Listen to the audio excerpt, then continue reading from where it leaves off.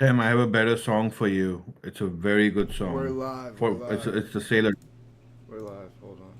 This fucking thing wasn't working on Twitter for a second. We're live right now.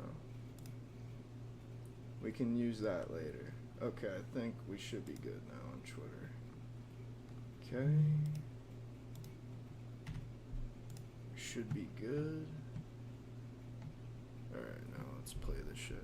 They still haven't started the earnings.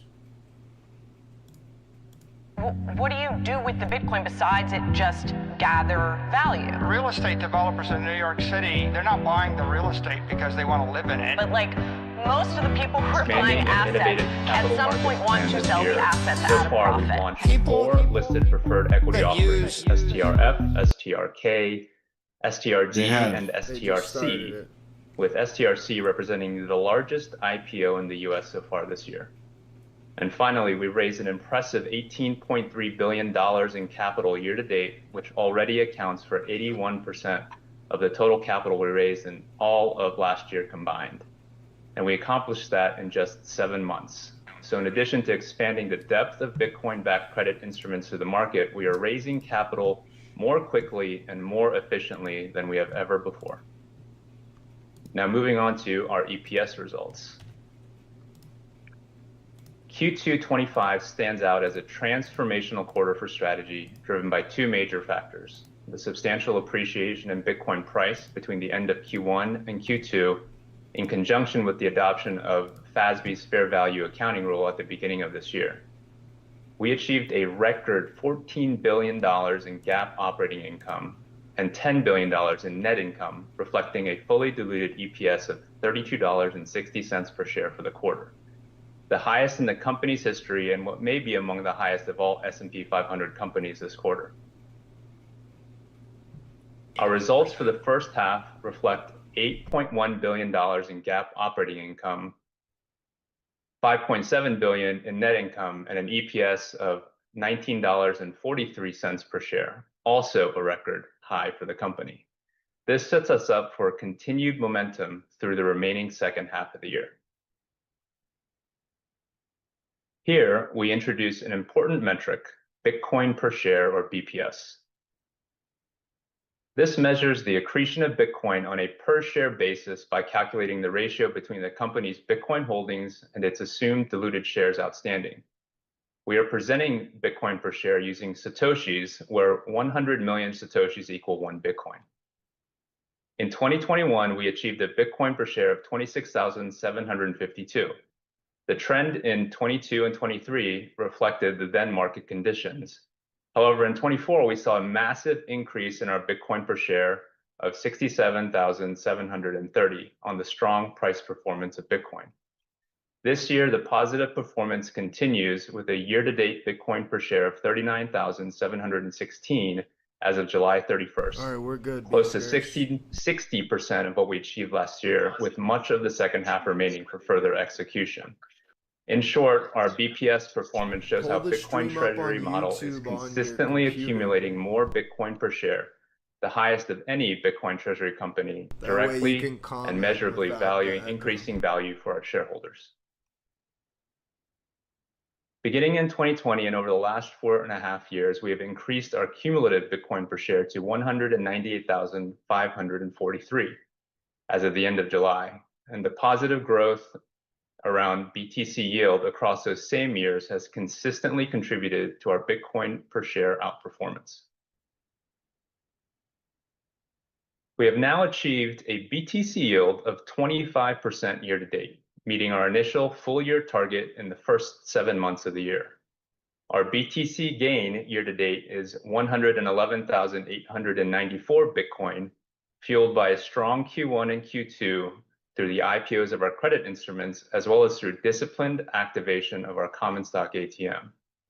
In terms of BTC dollar gain, our treasury operations have generated $13.2 billion so far this year, closing in on our initial $15 billion full year target. Overall, these results reflect the real incremental value from our ability to strategically manage and maximize our treasury operations, showing strong momentum into the second half and supporting the increase in our full year targets that Fong will detail later in the call. Moving on to our balance sheet. We have added Bitcoin to our balance sheet in every single is quarter always the since most August boring 2020, part of and all 100% of our all their Bitcoin remain earnings. fully unencumbered. We now hold over $74 billion of Bitcoin, which was purchased at a cost of $46 billion, or just over $73,000 per Bitcoin. Our attractive low-cost basis reflects the years ago, which makes us the most committed and consistent corporate holder of Bitcoin in the world. This slide highlights the increase in the value of our digital assets following the adoption of FASB's fair value accounting standard on January 1, 2025. Under fair value accounting, as of January 1st, we recorded a one-time adjustment of $17.9 billion of our Bitcoin balance sheet and an offsetting $5.1 billion deferred tax liability, which increased our total stockholders' equity by $12.7 billion. As of June 30th, the value of our total digital assets have grown to over $64 billion with a deferred tax liability of $5.9 billion. With our current long-term debt and added preferred equity, our total stockholders' equity stands at $47.5 billion. The change in accounting to fair value now better reflects our Bitcoin market value, improves balance sheet transparency, while driving significant growth in shareholder equity. At the end of Q1, under the new FASB fair value accounting rules, and due to the change in the price of Bitcoin between January 1st and March 31st, we reported a Q1 unrealized loss of $5.9 billion. However, in Q2, we recognized a dramatic increase in the fair value of our Bitcoin holdings due to the increase of an additional $6.8 billion of Bitcoin to our balance sheet, along with the dramatic Bitcoin price increase between the first and last day of the quarter, which drove the $14 billion unrealized fair value gain for Q2. Quarter to date, we have further increased the total fair value of our Bitcoin holdings to over $74 billion, having added $3.7 billion through capital markets proceeds and also through the change in Bitcoin price since the end of Q3. At current prices, we sit on approximately $6.2 billion in fair value gains so far this quarter, which will be finalized on the last day of Q3. Here we show $8.2 billion in total notional debt across our convertible instruments with a market value of over $12.3 billion. All but two of the converts are in the money with a total weighted average maturity of 4.7 years, giving us flexibility to manage our long-term obligations. The earliest of the embedded call dates begin in December 2026, and we plan to be strategic in managing our outstanding convert complex. Our current preferred equity outstandings are $6.3 billion, all of which are perpetual and provide stable and long-term capital matched to our long-term strategic asset, Bitcoin. The combination of our large Bitcoin holdings and sizable equity base ensures that both our debt and preferred securities are backed by robust assets and are well fortified. Our $74 billion in Bitcoin holdings provide $60 billion in surplus balance against the $8 billion in convertible debt and preferred equity obligations. And our $126 billion of enterprise value consists of $112 billion in equity on top of our debt and preferred Thanks stock. for making it, B-Scares. Sorry for waking you up. Our total annualized interest and dividend obligations today stand at $614 million, which consists of $35 million in interest expense It's on our completely converts, fine. This is very or interesting. about 42 I think we need basis to do points these weighted kind average of things, cost. you know. Yeah. We have $459 million good call on your dividend end. obligations against our cumulative preferreds, STRF, C, and K, and an additional $120 million related to our non-cumulative preferred stock, STRC. Just wait until Sailor comes on, baby. That's when the real part Here we starts. show that we have more than sufficient access to liquidity to manage our total annual interest and dividend obligations through our proven track record of capital raising activities. Our total annual obligations represent a mere 1.6% of total capital raised in the last 12 months, and only 2.3% of total common equity raised in the last 12 months. There is also ample daily market liquidity to more than satisfy our annual obligations based on the current average daily trading volumes of our common stock. With $74 billion in Bitcoin holdings, we are 15 times over collateralized against our current $5 billion in out-of-the-money converts. Our Fortress Bitcoin balance sheet provides significant cushion to manage these maturities if needed. And after covering our out-of-the-money converts, our Bitcoin holdings at current prices are enough to cover approximately 120 years of our annual preferred dividend needs. So with that, I will now turn it over to Michael for an update on 120 Bitcoin, our years financial of products, preferred as well as our dividends. BTC credit model. If they had to sell the Bitcoin. Wow. Thank you, Andrew. I want to thank everybody for being with Here me we today. go. Here we go. So I thought I'd start with a macro overview of the Bitcoin universe. And the first thing that I'll note is we have a very supportive White House, and that started with the establishment of the Bitcoin Strategic Reserve, but it continues across the board. Next.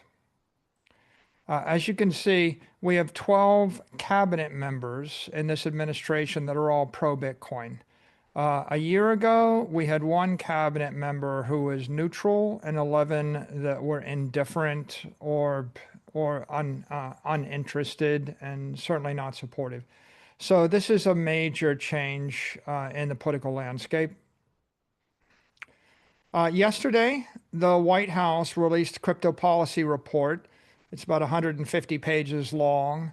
I did a scan. I'm sure some of you have done a scan. The takeaway is that this administration is going to be very enthusiastic in its support of the entire crypto industry and the Bitcoin ecosystem. And in particular, some of the things they're doing include work in the area of taxation to cure unfair tax treatments of digital assets, and that includes relief for de minimis digital asset transfers like de minimis Bitcoin payments, and it also includes guidance that digital assets should not be included when calculating CAMT unrealized capital gains taxes or when calculating CAMT minimum taxes. And so we have the support of the administration on this, and that was made very precise in writing just yesterday, and this is a excerpt of it. I think this is just very positive for the entire crypto industry and very positive for Bitcoin, and of course it's very positive for the hundreds of companies that are starting to put crypto assets on their balance sheet. Wall Street's embraced Bitcoin. We've now got 80 ETFs launched, $170 billion of value flowing into these ETFs. These continue to pick up steam, and they're growing more powerful day by day. Public companies are capitalizing on Bitcoin. This is an SMLR. extraordinary move, and of course we're seeing Look, these they're every right day. next There's a new to us. announcement, They're right next to 'em. whether it's coming met from up. Yeah, I a can pure see it. Bitcoin The company, two see with it. the dome, or whether it's bro. coming from a hybrid or just a You're random so new entrant. biased. But we've now got 950,000 Bitcoin that have been acquired by 160 different listed companies. Hey, look at Jet King we representing look at the India trend, there. we were the first in It was 2020. strategy. There were 2 at the end of the year. Then there were 33, 39, 43. There were 64 last year. And of course, as you look at this trend right now, 160 when we're not even to the end of 2025 is extraordinary. So we're in a hyper growth or hyper adoption phase for Bitcoin as a Whoever treasury made reserve these asset. slides wasn't prepared for Sailor's face to Companies be are in the racing corner. to get into the Bitcoin 100. That's the way they It's want it. cutting off You can see there's the even slide. competition to track the Oh. Bitcoin You can't 100 even- right now. it's And cutting generally, off any given words. week, They didn't there are plan 20 or more for companies the that are face in the acquiring more corner. Bitcoin. Just a few minutes ago, Coinbase announced that they acquired more Bitcoin this quarter, thousands of There's Bitcoin. SMLR number So 15. I see very Come on. positive trends here, and each of these companies could, in theory,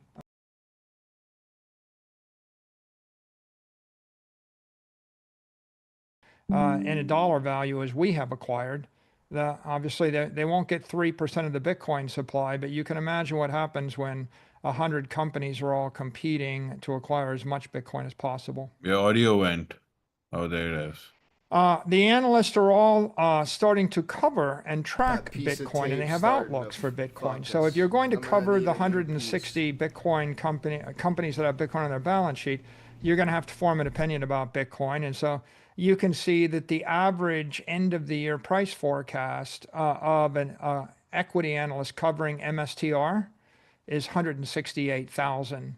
And so keep that in mind, 168,000 by the end of the year. That's the consensus of the analyst community that tracks our stock right now. Fuck the analysts. Technology investors are looking for the next great thing, and everybody, the Barclays is consensus trade is bearish. AI. Everybody knows AI is the What next was thing. theirs? But now they're starting to realize that 116K. Bitcoin is also Well, the we next already thing, hit it. and it's Get being fucked. lumped as a technology transformation and a digital disruption. This is really positive because this is going to draw lots of Magnificent Seven investors into our space. Financial regulators are embracing Bitcoin. You see a new positive Bitcoin announcement just about every other day now from all parts of the government.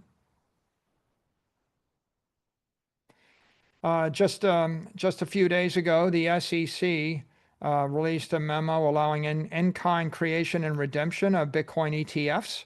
This is a huge deal. This is going to accelerate the I didn't know development of we'd the be industry. getting the Bitcoin news here. Oh my fucking god, the fucking thing went out ETFs. again, bro. There you Paul go. Atkins just I got the released, tape right here. gave I'm a getting speech to work on and it. made a number of comments about the digital assets industry. It's clear that he's very supportive of innovation, very supportive of the crypto economy, very supportive of your right to self-custody. And this is a welcome development from the SEC. Another welcome development is the guidance that came from William Pulte to Fannie Mae and Freddie Mac, where he said they should prepare their businesses to count cryptocurrency as an asset in a mortgage.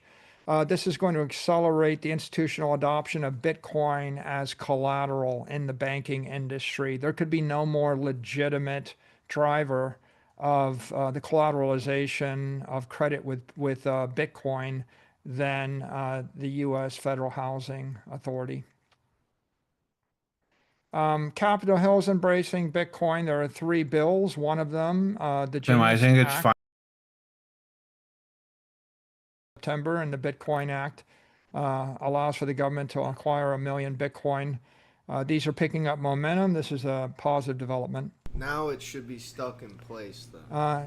U.S. states are also embracing Bitcoin. We've now got 3 strategic Bitcoin reserves, including one in Texas just recently that was Can't funded hear with you. $10 million. Yeah, it's better. So this is a trend that's Yeah, growing. I'm muted, but it's fixed. International governments are enthusiastic about Bitcoin, and we're seeing this everywhere in the world with politicians in Ireland and the UK and Pakistan, in Conor UAE, McGregor. in Woo! Ukraine, Ireland, baby. etc. All of them making pro-Bitcoin moves. The crypto industry has coalesced around Bitcoin. There used to be some conflict 2-3 years ago. I think the previous administration played the crypto industry against the Bitcoin industry, and now they've come together, and it's pretty clear that Bitcoin is viewed as the foundation of the entire crypto economy, and we see that as really, really constructive for the growth of the entire industry. He featured Cardano Now I'd like guy. to talk about our financial products and our business. That's As you fine. can see here on this slide, our company strategy sits between the crypto economy and the traditional finance economy. This is a So good the breakdown. primary This is a good- asset and the this is a foundation of the good crypto slide economy here. is If only they Bitcoin, didn't which is cut worth off $2.3 some of the trillion. fucking And metrics. when I think about the crypto economy, I Who think the fuck's about running this every country on earth and every capitalist on earth 24/7, 365 acting rationally in whatever their economic interest is. that's being manifested on Saturday night, and that's creating extraordinary performance and extraordinary demand to the underlying collateral, which is Can't BTC. believe they have almost However, 3 most of the world fucking is unable to access the of the crypto entire economy, and supply. so what we're doing is They're gonna have 5. refining, They're gonna have and 5 we're harnessing the power minimum. of the Bitcoin Yeah, asset, they might be able to get to and 10. we're able to That'd be fucking nuts. actually refine I it doubt it, into though. Too low many players will volatility, come in before low that. leverage, less 10 risky is very financial difficult. products, and then higher volatility, higher leverage financial products. So just like you might refine a barrel of crude oil into kerosene, which would be very, very pure, and asphalt, which Every is time not I so watch much, these, I just think, we're holy fuck, we're gonna be so basically rich. providing a function There's no that, other say, an way. ETF cannot It's gonna be provide. rich You can see as IBIT, fuck. the most famous example here in this chart. It nuts. basically wraps Bitcoin and it serves up a security flavor of raw Bitcoin to the investment community. We, on the other hand, are offering stepped down elements, convertible bonds, convertible preferred stock, senior fixed stock, junior high yield preferred stock, and of course, this treasury preferred stock in the form of stretch. We're offering those, and those, in essence, we're stripping and modifying the duration of the asset, and we're also stepping down the volatility of the asset, and we're actually extracting the yield from the asset, which is Bitcoin, and we're serving it to each of these fixed income investors. But the excess yield, excess volatility, excess performance that does not go in those fixed income instruments goes into the MSTR common stock. And then, of course, that feeds to the MSTR-based ETFs and the MSTR options. So all of these are different instruments. They're all targeted at a different type of investor. Some of them offer yield, some of them offer return. So let's delve into them a little bit closer. First, Strike, STRK. Strike is structured Bitcoin. So some people, they don't want high return Bitcoin. What they want is something with less downside, less risk, less volatility, more certainty. So how do I actually keep the growth but get some yield certainty, strip some of the risk? And the way to do it is with a convertible preferred stock. If we look at the spec sheet here, what you can see is that in essence, at $100, a share of Strike offers about $40 worth of equity. So it's like at that level, it's a 40 delta, 35 to 40 delta instrument. So you're getting partial upside on MSTR. You're getting a guaranteed 8% dividend, and you're getting a liquidation preference and seniority in the capital structure. So less volatility, less downside, articulated yield, that you can count on, but you can still keep some of the growth. What's the market universe for that product? Well, you have growth investors, right? The S&P 500, they've got 9% year-to-date performance, and they've got 1.3% yield. Well, Strike is 7.5% yield effectively, and it's 34% year-to-date performance. So maybe the S&P index buyer, maybe a NASDAQ 100 index buyer. Between the two of them, there's about $55 trillion in that bucket. Then you've got commercial real estate, people that want some yield, but they also want some growth over time. My dude Dan That's another very large Childers hit bucket. me up. He said, $30 trillion. interesting, Then you have hedge funds said, that give you once downside again, protection. They interesting may or may not placement give for you performance. SMLR. Oftentimes they don't On the outperform the slide. S&P, but Gotta they love it, purport to man. be hedges, and people like the idea of some structured investment. You're the SMLR And that's what guy. hedge funds do.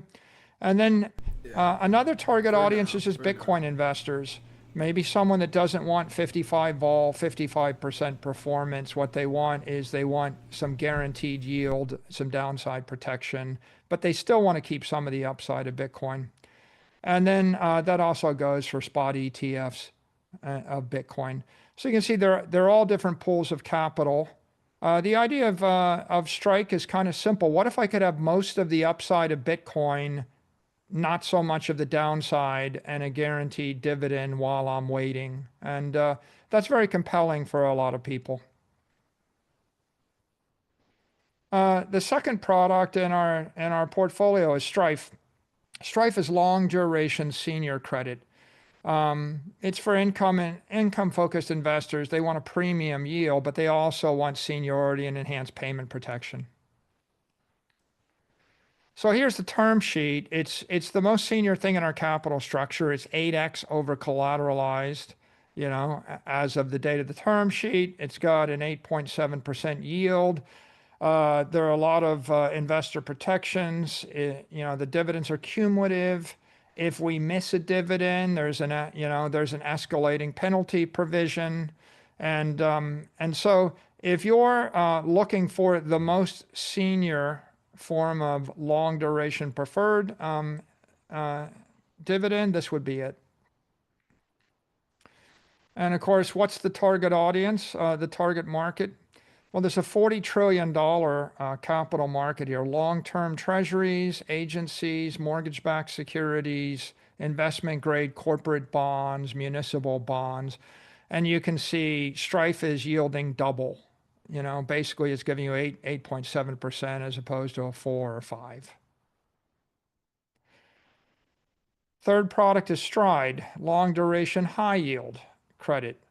Okay, so if you're looking for the maximum high yield and you want it you want a long commitment, this is it. And you can see it's more junior in the capital structure, but it's still got a BTC rating of 5.1. 5 over collateralization is more than any investment grade bond we could find in the market. And it's more than mortgage-backed securities, it's more than junk, it's more than private credit. So actually it's, 5 times over collateralized is more than just about anything else we would be competing with. But the effective yield is 11.9%. So we've structured this so that it will always have a higher yield than Strife. And for those that understand Bitcoin and want the high yield and they want it for a long period of time, this is how you get it. So what's the addressable market? About $2 trillion of high yield corporate bonds, closed-end funds, preferred stock ETFs, emerging market debt. And you can see, even though we're pretty way over collateralized versus this other stuff, we're actually also paying a higher yield, right? It's just a better instrument if that's what you're looking for. And then we've got Stretch, our latest IPO, short duration high yield credit, what I call strong credit. It's for short duration investors, and that means they want to take 1 month of interest rate risk, not 10 years, not 20 years, just a month of interest rate risk. And they're seeking a stable value, but they want higher yield than a money market. And so we designed that for them. It's got a higher BTC rating than Strike or Stride because it comes senior in the capital structure, like 6x over collateralized. It's got an effective yield right now of 9.5%. It pays 9% at par. And who's it targeted at? Well, there's $18 trillion of bank accounts that yield 0 or 0.1 to 4% interest. There's 7.4 trillion in money markets that yield 4.2% interest. There's short-term treasuries, there's corporate commercial paper. What you see is that for the most part, all of the short duration credit is going to be close to SOFR. It's going to be about 420 basis points or less. And you won't really see a lot more than that. We're offering 950 basis points right now. And of course, at par, it would be 9%. And so you can see the idea of this is a high yield savings account that just pays Look at that, twice Tim. That your is normal eyes on savings the account. prize.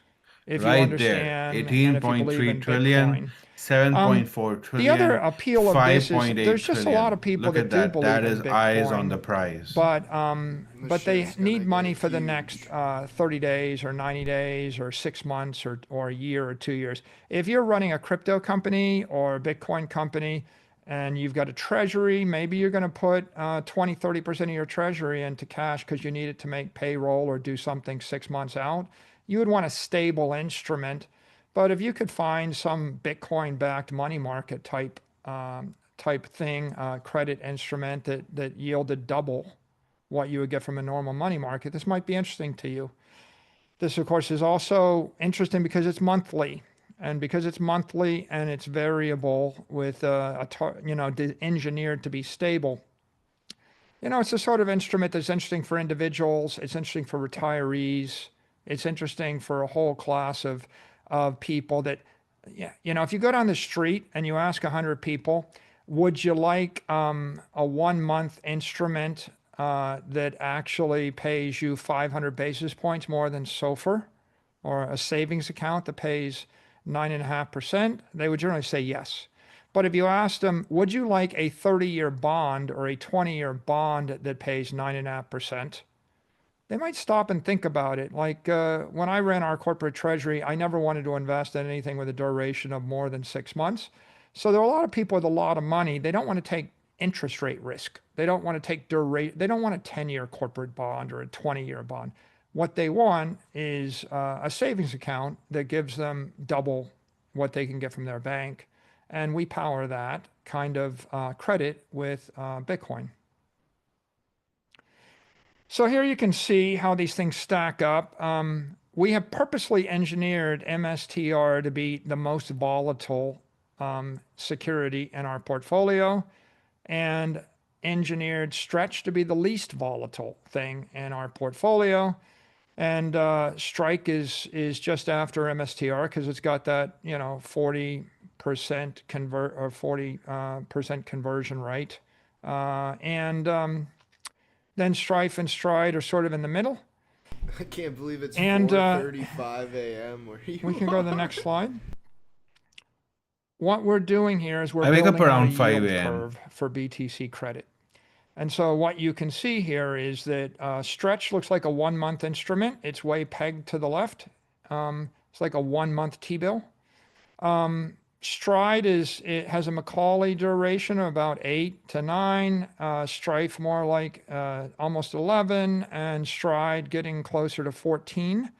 Now, those instruments like Strife and Stride and Strike, they're perpetual. So as the credit of the company improves, as Bitcoin increases in price, as the BTC ratings go up, it's not unlikely that those durations will keep stretching, right? That at some point, if someone thinks that Strife should be yielding 5%, the duration will stretch to 20 years. And so they're going to stretch out on the duration curve, and that's a function of credit spreads and SOFR and Bitcoin. Stretch, on the other hand, will always be pegged at 1 month. And then what's the opportunity? The opportunity is between 1 year and 10 years. So we're in a position to issue a perpetual preferred instrument that's a 1 year credit instrument, or 3 year, or 5 year, or 7 year, or 10 year. And it would be based on Stretch, the Stretch rate, and it would be precisely exactly 7 years, rolling forward 1 month, just clicking forward. So it would always be 7 years out, or it would always be 36 months out. And what's the opportunity for that?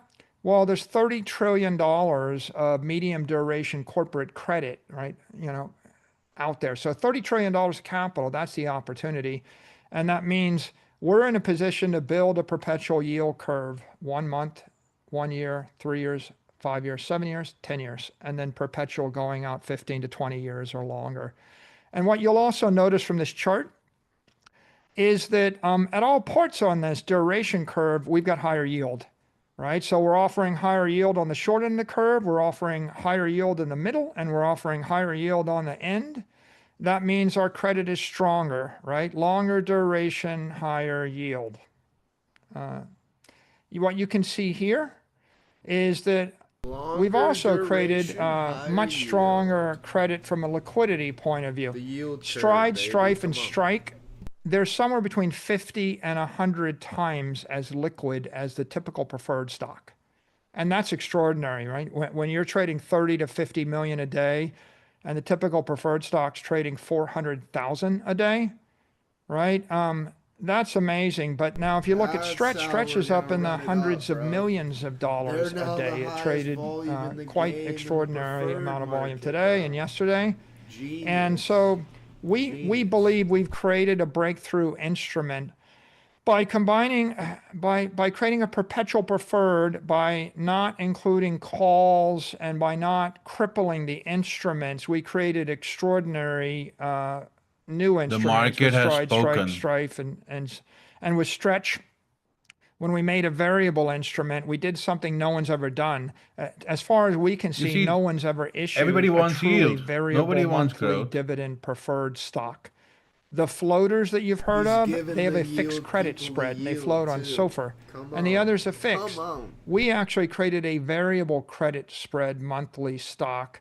And we did it with AI. In fact, all four of these instruments we did with Low-key, AI. I get Right? out all The real this margin key and to the shit, outperformance of them buying is Stretch and we just use digital chilling in the bear. intelligence and we built them with Not digital bad, bro. capital. And we're the first you company saying, that bro? was ever able to create I mean, get a paid new little digital less than security 1% with a digital month and intelligence based on digital don't have to do capital. anything. And that means that, yeah, they're going to have superior Later. yield and they're going to have superior liquidity. Yeah, They're also, what's 1% on a bill? they have superior collateral. They're over collateralized. And you can see here, $1,000. the worst thing in our portfolio No, is a $10,000. 5x 10,000, collateralization. Well, 10,000, that's yeah. better than the 10K. best thing in most other, credit portfolios. Well, it's less than You I'm won't not- find yeah, yeah. very many credit I'm instruments not. that are I'm not 5x putting over-collateralized. And 1 mil of course, in a you can see fucking ours range checking from account, 5 to and you don't have a 9. mill either. And this is a Yeah, big I'm not advantage we putting have it as on well. a checking account either, yeah. And then if we look at the overall market, we're competing against here ETFs, and you can see Look at you've this. got net assets that are in the many, many billions, but the yield handles are 6 They're to 7, outperforming and the we're high offering yield 7, fucking 9, 12, scam 10. bonds. And of course, we don't charge any fees. We have higher liquidity. And right now you can see we have longer durations if you want duration and shorter And they duration if you want charge that. 0 fees. And then we've got that opportunity in the middle. Holy shit, dude. Here's another universe of comparable See, they're assets. smart. And Well, what you can see here is that some they things have realized that they liquidity, dropped the but ball when they they're introduced under the shit. They didn't collateralized, market it like well enough. Now mortgage-backed they're really securities, and breaking it investment-grade down with bonds and junk and infomercials preferred. They're all of what this shit collateralized is. less than 2.5 to 1. And they raised 2 And, billion without some marketing. don't have much liquidity, 2.5 billion. like junk bonds and preferreds. And what we've got is a Sailors nice are G, combination bro. of Look high at that collateral, room that he's long in. duration, Look at that high shit. yield, Look large at that liquidity. But I- rich-ass motherfucker. So that I takes us told to you, MSTR. stay out of What is SMLR, go in MSTR? MSTR. It's That's why I love amplified MSTR. Bitcoin, Bro, I'm right? in MSTR. If you want more Bitcoin, Yeah, but if you you're want more 2x in Bitcoin SMLR. or 3x or 4x the return and 4x the This point. volatility of I Bitcoin, wasn't you need a Bitcoin-backed until, like, equity. I started And we're really aiming this for talking about Magnificent SMLR Seven on investors Twitter. I regret that that. they believe in the digital transformation of capital, I right? didn't fall for that, Saya. We aim to be the Amazon of capital markets, right? Completely disrupt the business model. And you can see it in our metrics, where we're running 101% annualized performance 5 years in a row, right? Joey Bagels, you in washing 10 my days, hands it'll be right 5 now, years. bro? So doubling every year for 5 years, it's hard to say that's a fluke. And here's another illustration of amplified Bitcoin. You can see, bonds are underperforming, real estate's a 6%er, gold is a 10%er, the S&P is the cost of capital 14%, the Mag 7 doubles that, Bitcoin doubles that, we double Bitcoin. Bonds, bro. You gotta right? be And kidding me, man. you can see in the last year, it's the same exact thing, right? Even more so. So I want to explain how we amplify Bitcoin. Okay, so we start with 199,000 Satoshis a share. And if we have no leverage, if we had no credit strategy, if we couldn't issue credit, then 10 years from now, we've got 199,000 Satoshis a share. That's like an ETF. That's a BTC factor of 1. But if we This is what issue I talk preferred about, that's Ken. equal to 10% of our Bitcoin assets, that's 10% leverage, it turns out that we have 267,000 Satoshis a share at the end of the period because we're not diluting the common stock as rapidly as we're building the Bitcoin. And if we go to 20% leverage, you see you end up with 376,000 Satoshis a share. And now let's go to 30% leverage. So you can see at This is where 30% he's leverage, about to we get would have into their new 555,000 shit. No, their new Satoshis thing per that they share. just There you go. Look at The that. green You were bars you asleep, see, bro. that is They the just work that announced the in their treasury filing on operation the is earnings doing. that When people wonder what's the they won't value be added hitting of a the Bitcoin common treasury at all company, unless the it's the MNAV is ability to above create the green 2.5x bar over the orange MNAV. bar. And that's a They 2.8 just BTC announced that factor. today. That means that what Right does it mean? before It means this, so he's gonna it talk means about in it for essence, sure. you would think that the floor for But they MNAV said for a anytime company it's that's below got this sort of 2.5, performance is they'll 2.8, only right? hit to pay It's the not the dividend. MNAV, That's but it. it's at least the floor. The MNAV of the company should be higher than 2.8. Now let's delve a little bit deeper into this idea. So I'm going to show you what happens as you increase the leverage in a Bitcoin treasury company like ours. You can see if we have 30% leverage and a Bitcoin appreciates at 30% ARR over the time period, you end up with an amplification of 2.8. You're getting 2.8 the Bitcoin performance, probably 2.8 the Bitcoin volatility, right? And you can see here, as Bitcoin grows faster, the amplification increases. If we hold the leverage constant, but Bitcoin grows at 50%, you're a 4.7 lever.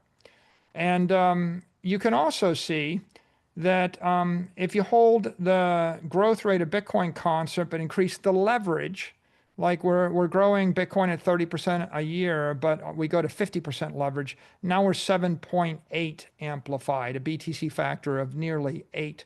You're getting 8 times the performance of Bitcoin. In the extreme, if you go to 50% leverage and Bitcoin goes on a tear and grows 50% a year, you're getting 22x performance on the equity versus just holding the ETF.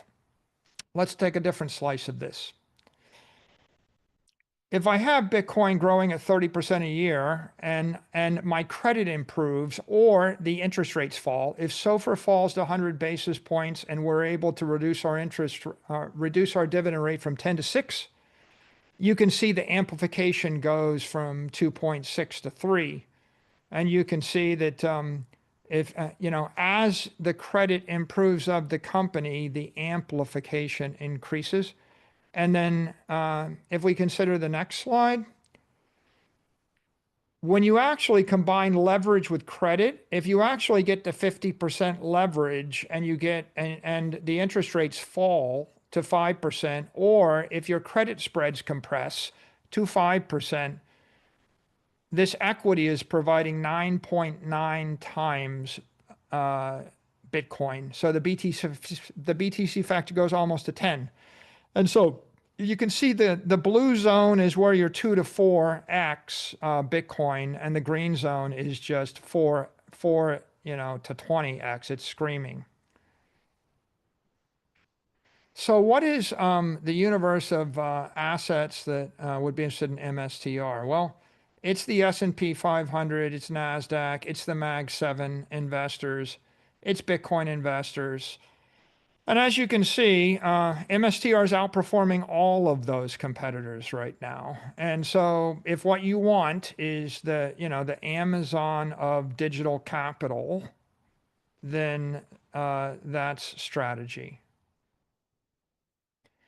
Now, the question in your mind is, can you actually go to 30% leverage or 40 or 50% leverage? So let's look at the credit model. So here we go.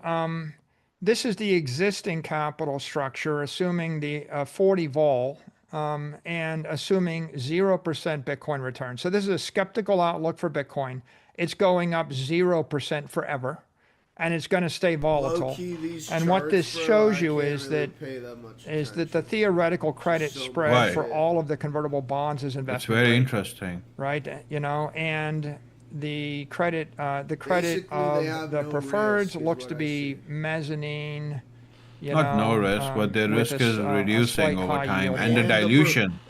Now you can see there's spread premiums across the board here. So even if Wait, you're a I skeptic promise and you think the Bitcoin's preferreds are going gonna to go zero down, or and it's only going gonna be up debt. zero forever and it's volatile, It's you only still gonna got be massive the spread premiums. These are all dividend stretch. underpriced by the market. The risk is misunderstood. Next. So here you see what happens if the volatility comes from 40 to 35, and all of a sudden all of the preferreds become mezzanine quality, and the credit the risk just drops away from the bonds. We go to 30. At 30 vol, you see you've pretty much stripped all the risk off the bonds, and you've even got investment grade credit at the Strife level, even assuming a skeptical view of the outlook of Bitcoin. Now let's assume you're not a skeptic. What if you think Bitcoin's as good as the S&P? If Bitcoin goes up 10% a year, even if it stays volatile at 40 vol, every one of these instruments is investment grade or investment grade equivalent, you know, by our BTC model. And if you think that Bitcoin's going up 20% a year, you can see the risk just drops away. And now you've got credit spreads, 0 basis points, 5, 8, 9, 14 basis points. So you can see anybody in the world running fixed income that wants fixed income that has a positive view toward Bitcoin, looking at this model, will see that these are all really compelling instruments. Now, what happens if you're a maximalist? If you're a maximalist, you can see the BTC risk drops the basis points, the credit spreads go to nothing. You know, the spread premiums blow out. And is the world got a lot of maximalists? Yeah, there's a lot of people that believe in Bitcoin. They're running fixed income funds and they have treasuries. Or how about people that run Bitcoin companies that have treasuries? So just because you believe Bitcoin's going to go up forever doesn't mean that you can put 100% of your corporate treasury in it for the next 4 weeks. So we've got a solution to people that are Bitcoin believers, which is pretty compelling right now. Now we've done a pro forma. What happens if we actually equitize all the convertible bonds? So we convert all the convertible bonds to equity, and now we've just got $6 billion of preferred equity. This isn't liability. It's never coming due. We're never paying back the 6.3 billion. So it's equity as opposed to debt. And yet it's the best form of leverage, right? It's all of the benefits, of debt leverage, but none of the liabilities of debt leverage. So we get the leverage of 6 billion in preferreds. You can see the BTC rating of these things goes through the roof. Strife goes to 70, Stretch goes to 20, Strike goes to 15, Stride goes to 12. The BTC risk falls to single double digits. The 3 of the 4 are investment grade credit.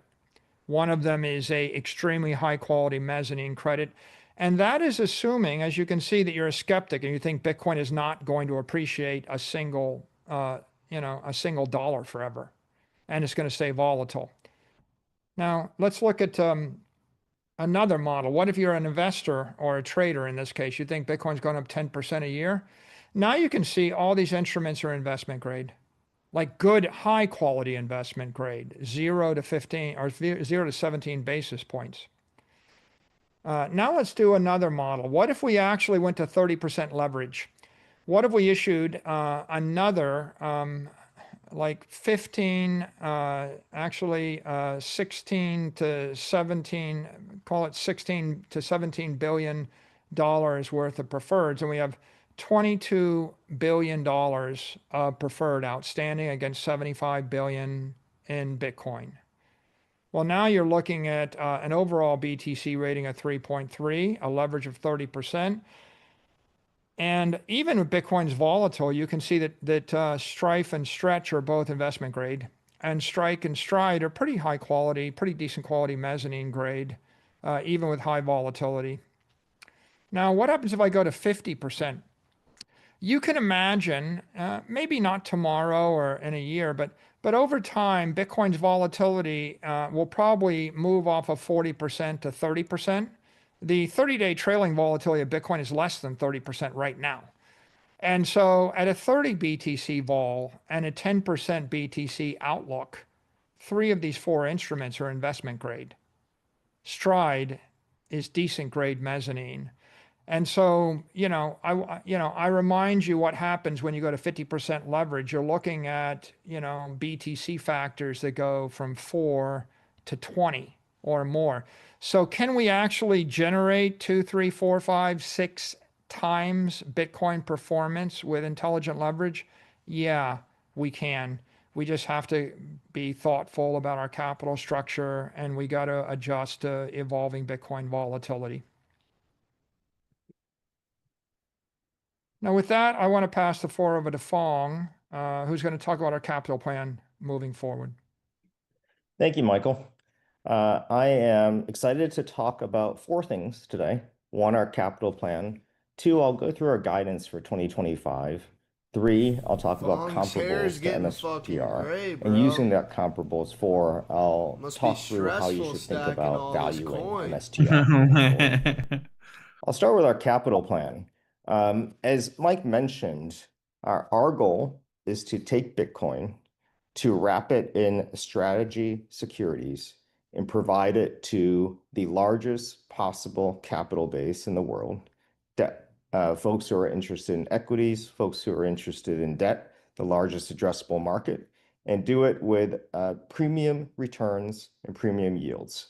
And so to do so, a few things I'll point out about this slide here.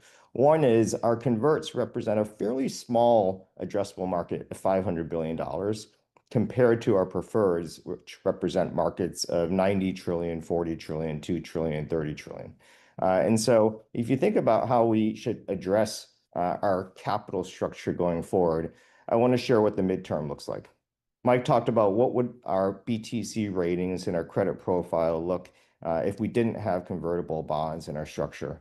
And that's our plan going forward.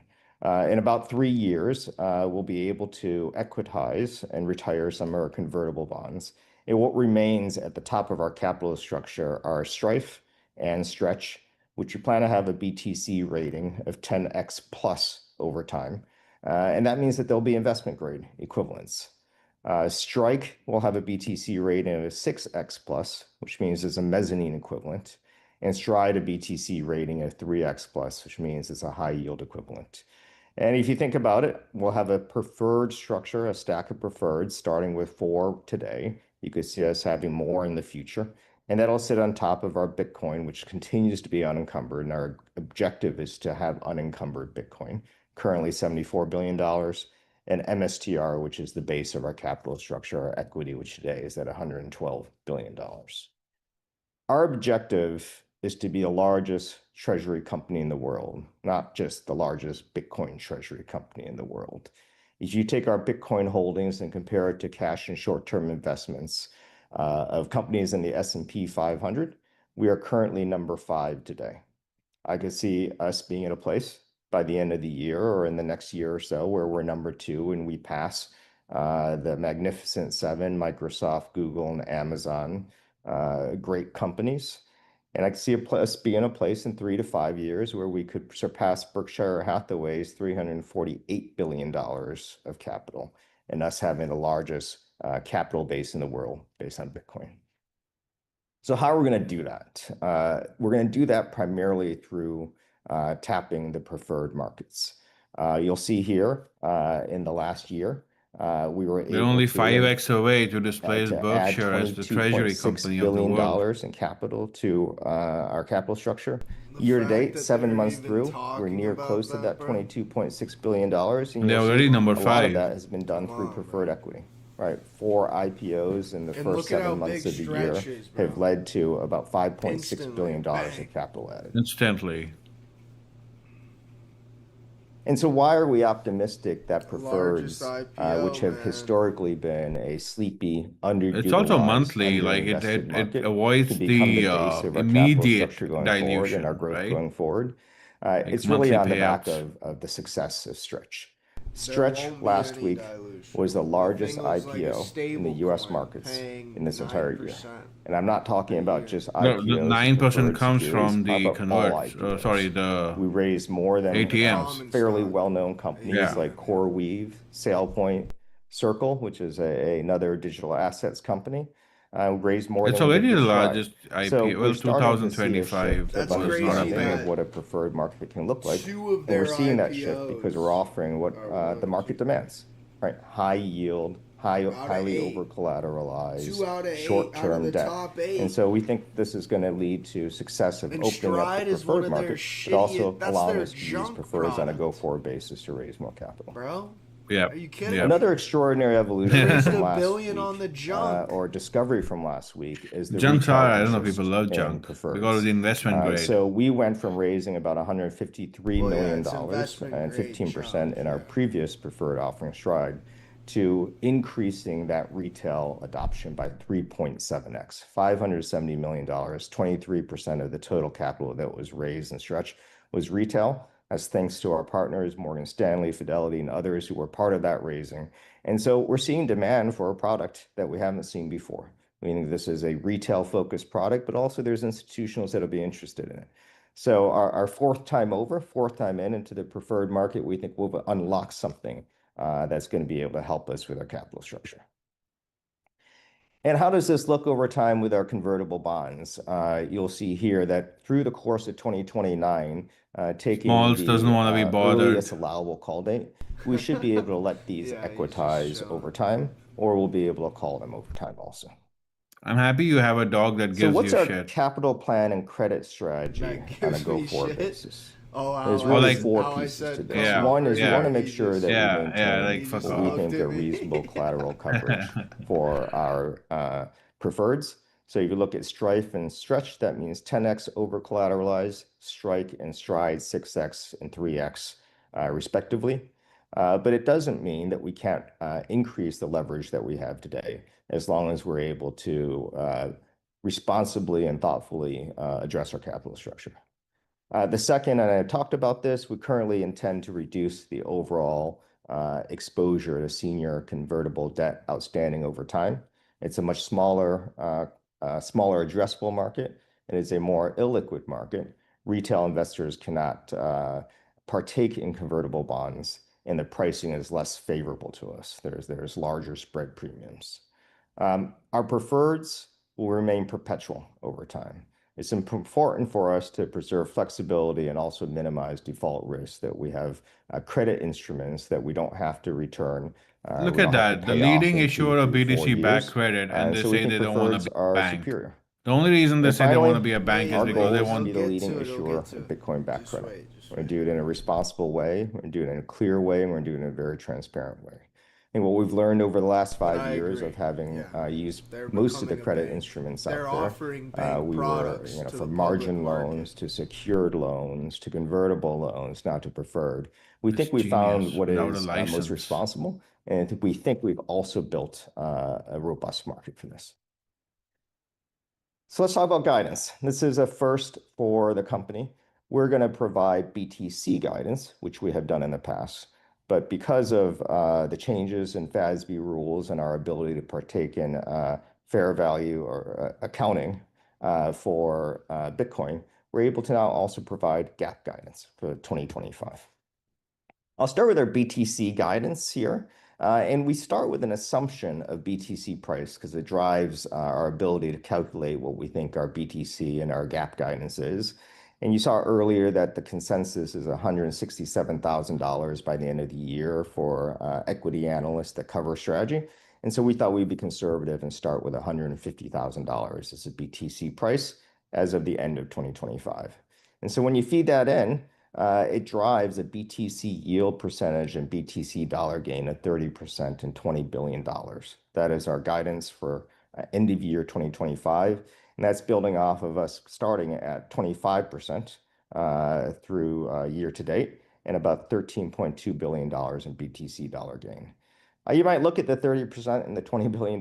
You might say, hey, that's pretty conservative. Shouldn't be higher. There's a couple of things to think about. First, we started the year with a BTC yield percentage target of 15%. So we're doubling that number 7 months into the year. And we started with a BTC dollar gain target of $10 billion. And we're doubling that 7 months in the year.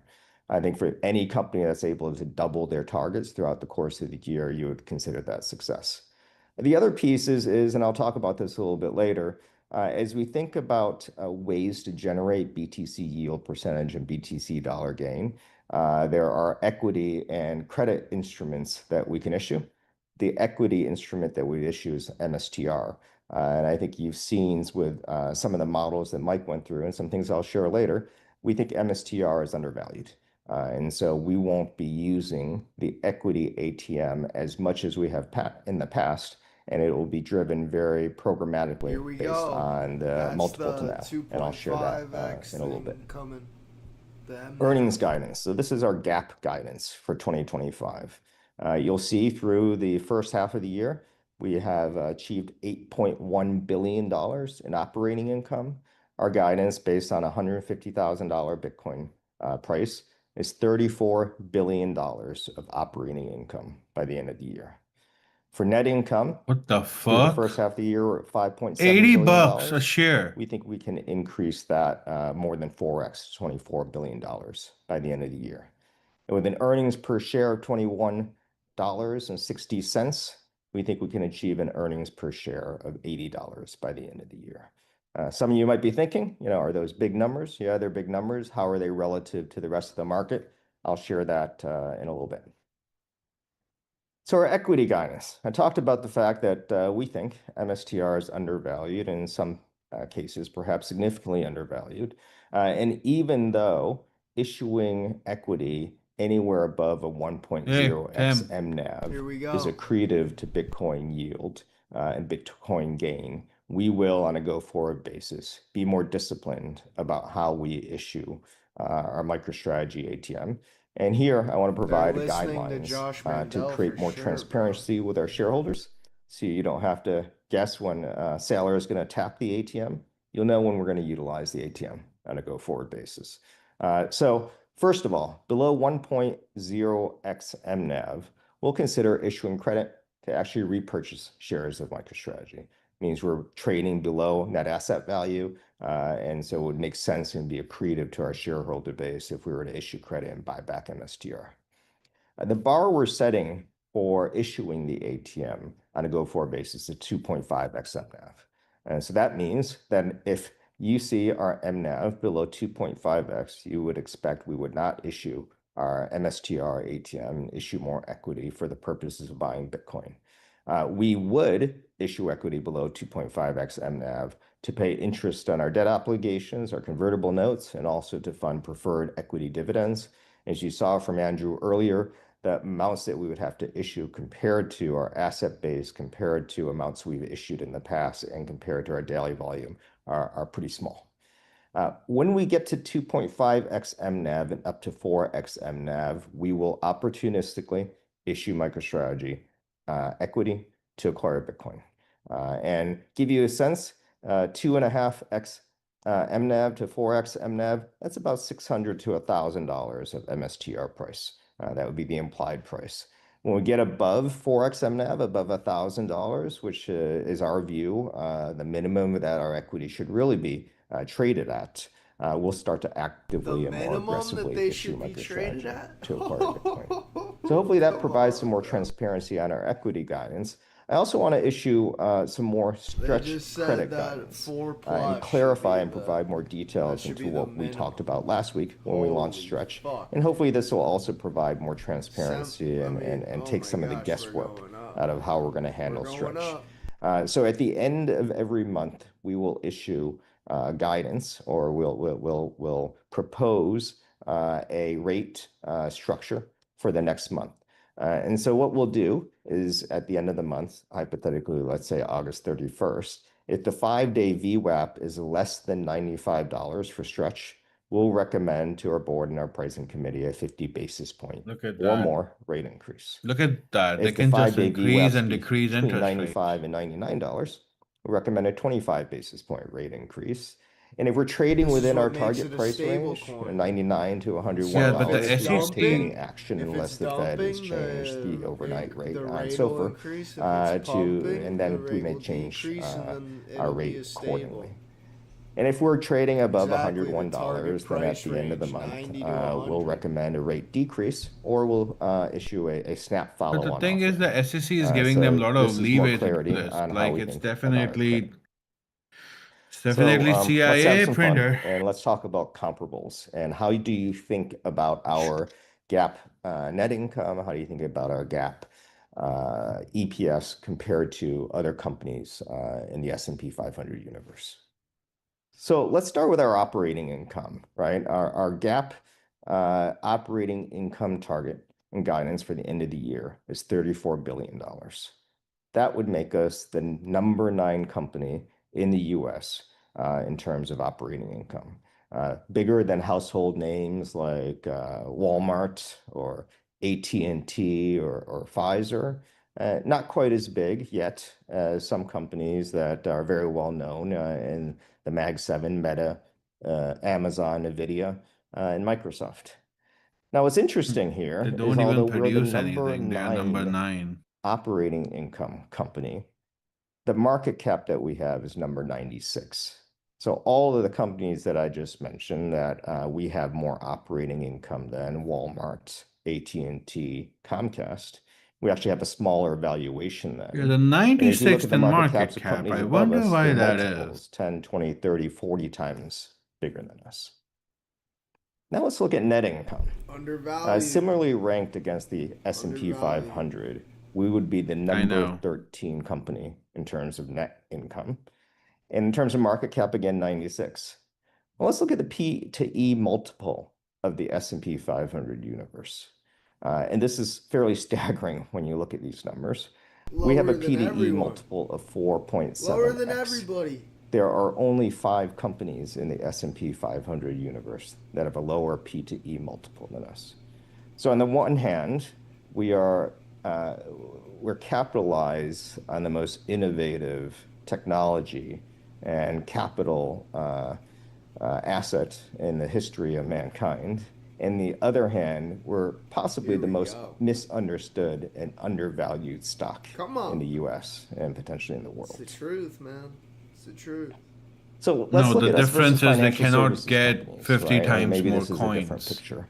Not really. That's why it's the gold rush Number right 4 now. in terms of estimated net income for Then they monetize it 2025, forever. behind great companies like JP Morgan and Berkshire Hathaway and See, Bank of they're America. talking about banks. Number See 17 this? in terms of market cap, This is the and number pivot. 104 in terms of There our you go. PTE multiple and our valuation. What about top crypto companies? Their estimated net income of $24 billion Damn, they is didn't put fucking nearly double of SMLR at that the bottom. of Come Tether, on, why which not? is a great digital Because it's asset like in the stablecoin company, 0.4, and we're far and 0.4 beyond down other there. similar crypto companies, Come Block, on. Coinbase, Or no, we're Circle, Or yeah, Riot, we would be. Mara.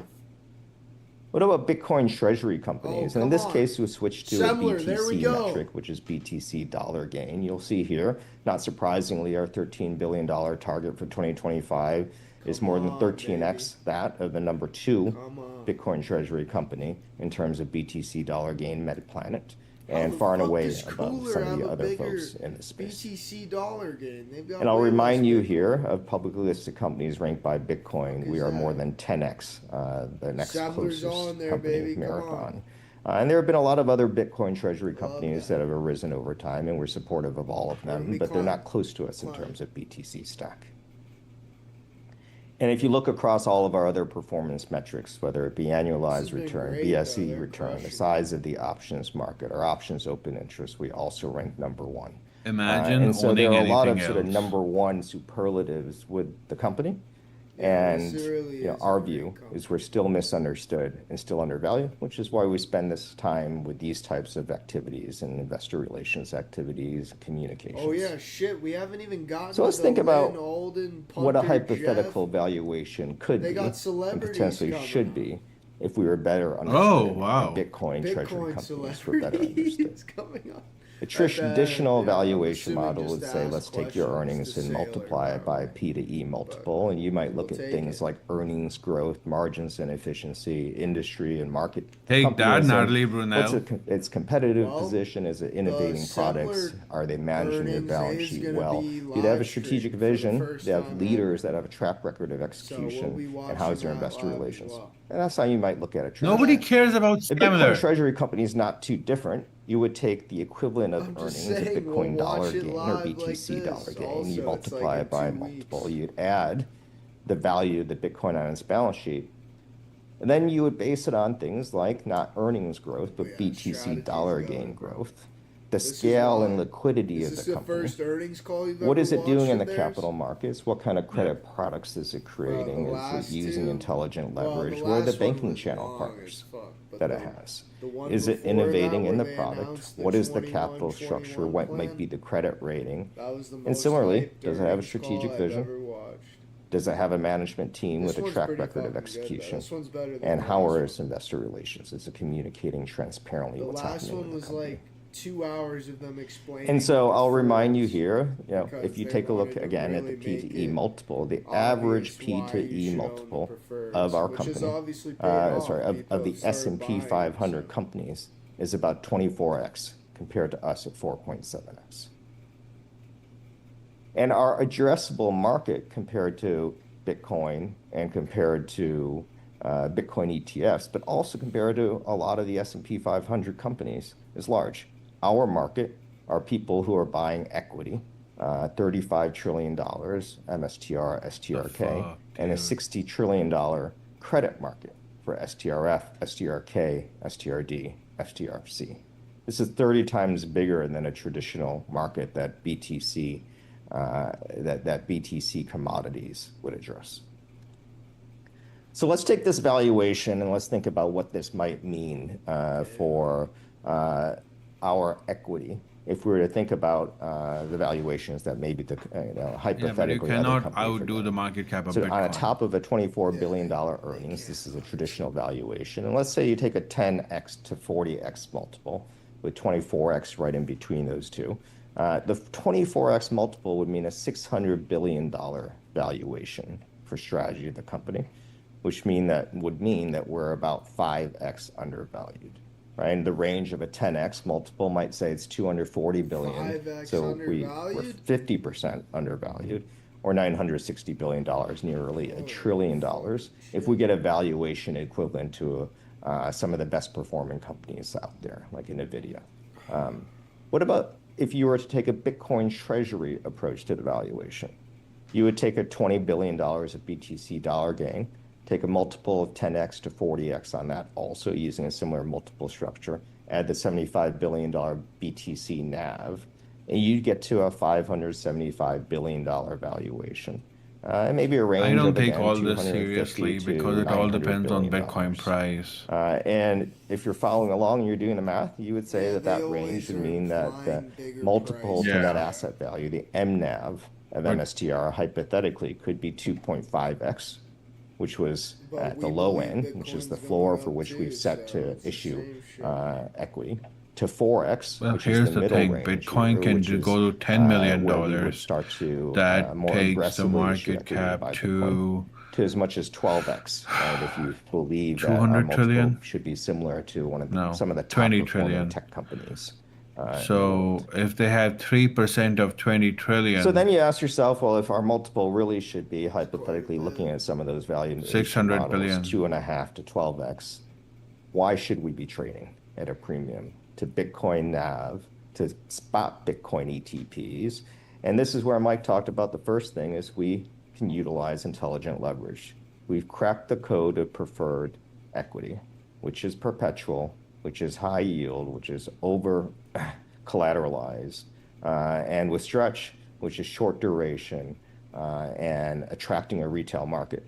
And if we can use these types of instruments, we can amplify the credit quality, we can issue intelligent leverage. Bitcoin can't do that. Spot Bitcoin ETPs can't do that. We also have an options advantage. We've created an options market because of the volatility of our equities and because of the leverage we've created through our convertible bonds and through our preferred notes. And you'll see here, Strategy alone has $100 billion in open interest compared to a over $2 trillion asset class Bitcoin, which has 5 times less of an options market. And spot Bitcoin ETPs would have more than 3 times the size of an options market. The third thing here is we have access to passive flows, right?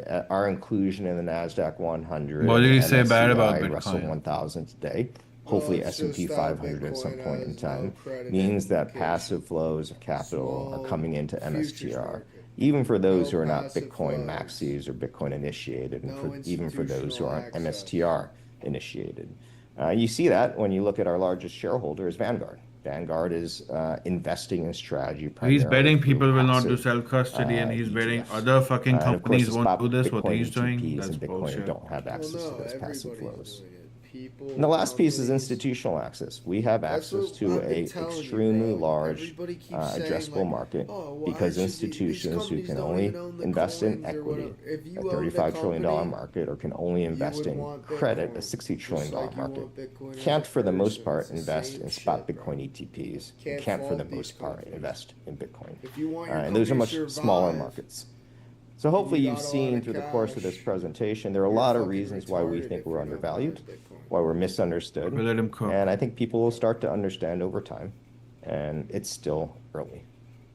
Still So I'm going early. to summarize with our BTC principles. We've shared these before, but hopefully these are starting to come into even more of a stark understanding of what is MSTR, what are our prefers, what is our credit strategy, and what is strategy all about, and what are we trying to do. One, we buy and hold BTC definitely, exclusively, and securely. It means we're not going to sell. It means we're not going to diversify into other crypto assets and other digital assets. And it means a big focus of us is how do we secure our Bitcoin? How do we custody our Bitcoin? And we spend a lot of time thinking and a lot of resources thinking about how to make sure we're holding our Bitcoin securely. Second, we're prioritizing MSTR common stock for the long-term value creation. When we think about long-term, we're talking about 5 to 10 years out. So a lot of the actions we take today or tomorrow or last week or last month are all about how do we make sure we create value for our MSTR shareholders for 5 years, for 10 years from now, right? And that's important to us. And third, we treat all investors with respect, consistency, and transparency. And that includes our convertible holders, that includes our preferred note holders, that includes derivatives that are on top of MSTR. It's important for us to think about the entire ecosystem of Strategy, the entire ecosystem of Bitcoin too. And the transparency is important to us. This is why we're providing guidance on BTC KPIs today, on GAAP metrics today, on how we think about utilizing our MSTR ATM and how we think about our stretch credit. One thing you'll note when I talked about MNAV, you have a very easy way to see how we calculate MNAV, right? MNAV is basically MNAV is basically based on our enterprise value, which is our Bitcoin net asset value, plus the outstanding debt and plus the outstanding preferreds on our balance sheet. We show all of those metrics on our strategy.com website. You can download the Strategy app and you can track our MNAV, and that's the number that we'll be utilizing to determine when and how we issue MSTR. Third, we structure MSTR to outperform Bitcoin via intelligent leverage. And you've heard about that. You've seen slides that we shared of how we are outperforming Bitcoin 1.5 to 2 times in certain times. And that's our goal, is to continue to outperform Bitcoin. Fifth, we'll acquire Bitcoin continually with the goal of achieving positive BTC yield. And we continue to do that. And so that is one of our most important KPIs when we think about issuing equity, issuing credit to acquire Bitcoin. 6, we're going to grow rapidly and responsibly, subject to market dynamics. Growing BTC dollar gain is important to us, just like growing EPS is to a traditional company. And so we're going to look at ways to do that fast and responsibly. 7th, we're going to issue innovative fixed income securities backed by Bitcoin. Hopefully you've seen throughout this presentation, and you saw last week with Stretch, right? We're using AI to come up with ideas that nobody has before. We're disrupting the traditional capital markets. We're disrupting the preferred markets. And we're doing so by providing the market, consumers, and institutions what they want, right? And so we're really trying to create digitally transformed AI-generated capital instruments to fix to fix the market that exists today and make it better. Eighth, we're going to maintain a healthy, robust, pristine balance sheet. We're thinking about BTC rating. We're creating new credit metrics for the Bitcoin world. And our importance there is to maintain a pristine balance sheet. So we're going to continue to focus on that. And finally, number 9, we're going to promote global adoption of BTC as a treasury reserve asset. We've been doing that since 5 years ago with Bitcoin for Corporations. We outsourced our initial Bitcoin treasury playbook, which back then was really just about buying and holding Bitcoin. As we learned to leverage our company through intelligent leverage, we've been very open about convertible bonds, secured notes, margin loans, and the preferreds. And we're going to continue to do that. We think that the more Bitcoin treasury companies that enter the market, the better. We don't think of them as competitors. We think of them as peers. And ultimately, our goal is to advocate for, to provide advice for, to work with nation states all around the world, to work with companies all around the world, to work with investors all around the world, so people understand Bitcoin better, and to improve Bitcoin, and to improve the company, and to improve the world. So that's our presentation. Thank you all very much. And I'm now going to hand it over to Shirish Jajodia, who will facilitate a new form of Q&A. First time we've ever done this. Thank you, Here Fawn. we go. You're now going to proceed to the time. interactive live Q&A section Shirish. of our webinar. I would invite all of our analysts to come on video now. Let's go, my fellow We look Indian. forward to hearing your questions. We'll go one at a time. I will call your names, and then you can direct your questions to the management team. First, we will begin with Lance Vitanza, our research analyst from TD Bank. Thanks, Shirish, and thanks everybody for taking my questions. I'm going to see if I can get 2 in if I can. The first is, at some point, does concentration of Bitcoin holdings at a single corporation impede adoption of Bitcoin as a store of value, let alone other potential monetary functions such as medium of exchange or unit of account? That's racist. And if so, when might that point realistically come for strategy? Is that 5 years out? Is it 10 years out? Is it longer? Is it shorter? Or is it just the wrong question? I'm sure everybody's got an opinion, but I'll start. I think we're accelerating institutional adoption, but we're also accelerating the adoption of Bitcoin, just like BlackRock is accelerating the adoption of Bitcoin because we're channeling new forms of capital into the ecosystem. And, you couldn't, there's whole sets of capital that wouldn't come into the ecosystem if they don't have an investment grade, credit-worthy counterparty to trade with.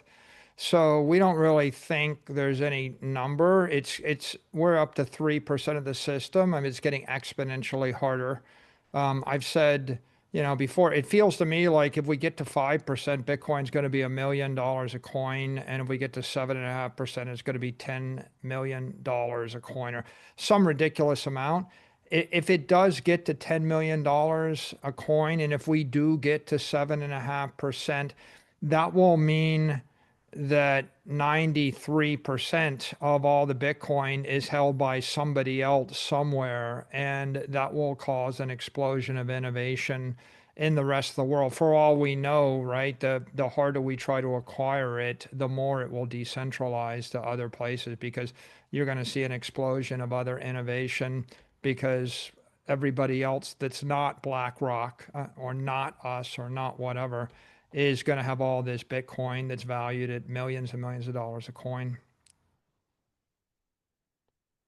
And then just as a follow-up, and Phong, you touched on this, that you've been actively encouraging other public companies to follow in Strategy's footsteps and create their own Bitcoin treasury models. Are you worried that you may have been too successful in making that pitch? And at what point does the plethora of public Bitcoin treasury companies, or PBTCs, as I like to call them, at what point does that become a problem for you, either in terms of access to capital or potential for bad actors, et cetera? Thank you.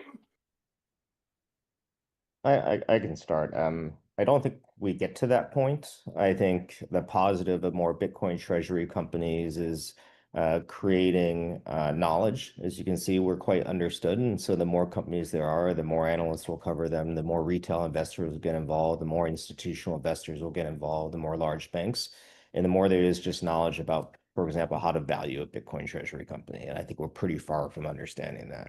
Second piece, if they're all buying Bitcoin, Bitcoin price is going to go up, which causes our Bitcoin net asset value to go up, which causes our equity to go up, which causes our ability to raise more capital. I don't think we're even close to a place where this capital markets and the credit markets for Bitcoin are saturated. I think we're in the first inning of a 9-inning game, and I think more and more access will occur. And I think they're all, getting started. Look, a lot of these Bitcoin treasury companies are markets that would be very difficult for us to access. Bitcoin treasury company in India, Bitcoin treasury company in Sweden and Brazil. So I think they're all additive. They're all accretive right now. And I think they all have their own niche strategy. And look, they're not really close to us in size, right? The place at which they can issue innovative preferred securities might be 2, 3, 4, 5 years out. So even if they did, it's going to take a while. But I think they're great. And I would say we're not all, the Bitcoin companies aren't competing with each other. We're competing against 20th century credit instruments for the most part. If you think about the fundamentals, you're competing against corporate bonds and preferred stocks, illiquid bonds, illiquid preferred stocks, illiquid credit that is generating normally a 400 or 500 basis point yield. And all these BTC companies are in a position to create digital credit that generates 400 basis points more than the risk-free rate in all their own markets. And, that's hundreds of trillions of dollars. So the real competition is between the credit instruments that come out of the BTC ecosystem versus the credit instruments that are backed by real or yen or euros or rubles or naira or dollars or whatever the other source of credit is. So that's another way of saying we're all very cooperative. It's good, the more of us there are, the more of those capital markets we can provide a digital solution to.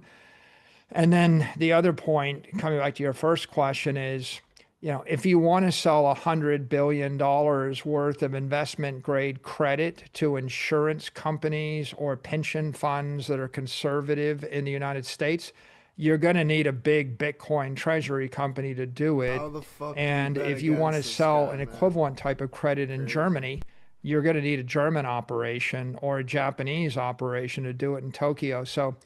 So what's really happening is the digital transformation of credit type assets.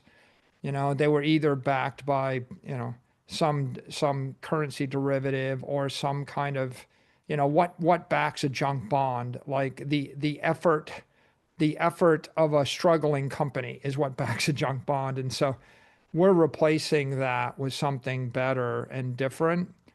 And so companies at all scales are needed. You need a monster Bitcoin treasury company in Japan. You need a big one in France, a big one in Germany. But there's always going to be home court advantages and national champions. And the way that we all cooperate is we're all competing for the same 450 Bitcoin a day. And once you bought the 450 Bitcoin, the price of Bitcoin has got to move up, increasing the collateral value of everyone in the ecosystem. And as the collateral value increases, and the other thing we're doing is we're damping the volatility. As we increase the collateral value and damp the volatility, the BTC risk numbers plunge, the leverage increases, and you can imagine you can create a lot more of this BTC-backed credit, which is just a very positive feedback loop. And so we're in a virtuous competition or virtuous cooperative cycle with any company that's capitalized on a Bitcoin standard anywhere in the world. Thank you, Lance. Next, I will invite Lynn Alden. So thank you for the opportunity. So Strategy navigated the 2022 bear market successfully. And so my question is going to relate to stress testing as it relates to these midterm BTC ratings. You mean him, Alden? Given the strategy's credit products are backed more by assets and capital access than operating cash flows, are there certain Bitcoin bear market assumptions or thresholds, Hey, we're gonna have either him, such as Lynn in Alden terms here of soon. drawdown Be magnitudes respectful. or lengths of time where capital markets might become inconducive for new capital issuance that you're planning for as you design these forward leverage ratios and for your overall capital structure? Thank you. You know, I think that if we equitize really the convertible fucking bonds slammed and we that go to out all there. preferreds, you Jeez can imagine, Louise. for example, you have $100 billion of Bitcoin, you have $50 billion of preferred in an extreme, like the extreme case, a 50% leverage case. And if that $50 billion was a debt liability coming due in 3 years, that would be a lot of risk. And if it was a debt liability coming due in 25 years, it'd be less risk, but it'd still be something. But if it's actually equity, if it's $50 billion preferred equity, it never comes due. And so now you have a different kind of risk. In that particular case, Bitcoin can draw down 80% and you're fine. It can draw down 90%. So I actually think if you look at our structure, as we migrate to preferreds, we end up with this, very, very robust anti-fragile capital structure where the principal never comes due. And then you have to ask the question, well, where is the liability? And the liability is in the dividend. You notice when Andrew showed the liabilities, he showed you 3 tranches. He showed you the interest liability, the cumulative liabilities, and the non-cumulative liabilities. That's because the interest has got to be paid or you're in default. The cumulative doesn't have to be paid, but if you suspend it, it accumulates, so it's still a liability. And then the non-cumulative, you could suspend it and it isn't a liability. So when you add all that up, you imagine that you've got $50 billion and you have, even if you had a 10% dividend, that means you're down to $5 billion. So on $100 billion of assets, you've got $5 billion of dividend liabilities, but some of them are more collapsible than others of them. But so you say to yourself, well, what happens if Bitcoin falls 95%? You'd still meet those liabilities most likely. You might in a 95% drawdown, you might suspend something. But you can see, for the most part, no one really contemplates, more than the 80% extreme craze case of the crypto. Well, I guess the crypto winter is like 75% or something. You would know, 6,000 to 16,000, I guess, was like the peak to trough. Call it 80%. I think that our structure is smooth, and we wouldn't miss a single dividend payment on an 80% drawdown. On a 90% to 95% drawdown, in theory, you might suspend something for a little bit of time, but you would eventually get back current on it. So, so I think in terms of robustness, it's pretty robust. And if you compare it to the fragility of a conventional bank, think about the leverage we've got in order to generate our earnings. We've got maybe 1.2 leverage. Typical bank's got 10, 20x leverage to get their earnings. So this model is orders of magnitude less risky than a conventional banking model. Fong, Andrew, do you guys have anything to add on that? Yeah. I can add, Lynn. Yep. We've had the benefit of being a Bitcoin treasury company for There's the 5 years. banking. We went through a crypto winter in Banking. 2022 We're a with a bank, much more baby. fragile Come debt structure You're the and most capital liquid structure. We bank had a Silvergate and the margin most loan asset bank, that was asset Bitcoin backed backed. bank. We had a secured note that had onerous clauses, and so we learned a lot from that. you know, and at that point in time, our most pristine debt were our convertible notes. Bro, what the And fuck now does I this think we're Mark much more Palmer prepared guy for keep doing? Bitcoin He just keeps drawdown because opening over his time we mouth won't and shit. have Just we watch already No, he don't looks like a have fish. secured He notes I at was all gonna in the say he market. looks like a Over time, we goldfish. may not have convertible notes, and to Mike's He's point, just so- we will be relying Well. on perpetual What the preferred fuck is he notes that doing, offer, bro? come He's due. been doing it So for I like think 20 we've learned a minutes lot straight, bro. during this period of time, and we hope to He's share still that with doing it, everybody just- out there. Thank you. And of course, the point is we did survive the 80% drawdown with a much weaker capital structure. So this capital structure is Is he bulletproof compared talking to or that what the one. fuck, dude? So I think we're good to 90%. And if it goes below 90%, then we'll shuffle a few things around. It'll be colorful.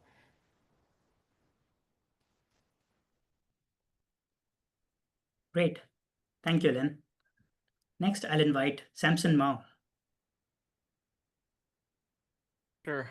First, just a quick comment. It'll be 0.15 M by colorful. You end saw of year that, is very Tim? conservative, but you know, I think you have to use what the analysts are providing. But my question is, the preferred shares, they have a BTC/credit rating ranging somewhere between 3 to 9 or 5 to 9. How effective are those preferred at generating yield, assuming we have periods of crab market? Like, it seems after a 1.25x increase in Bitcoin price, you might have to wait some time before you buy again. And in what conditions would you increase that or relax it a bit to go above 9 or above 10? You know, if one of the interesting things is right now you can see from all of our credit models, the credit is all undervalued.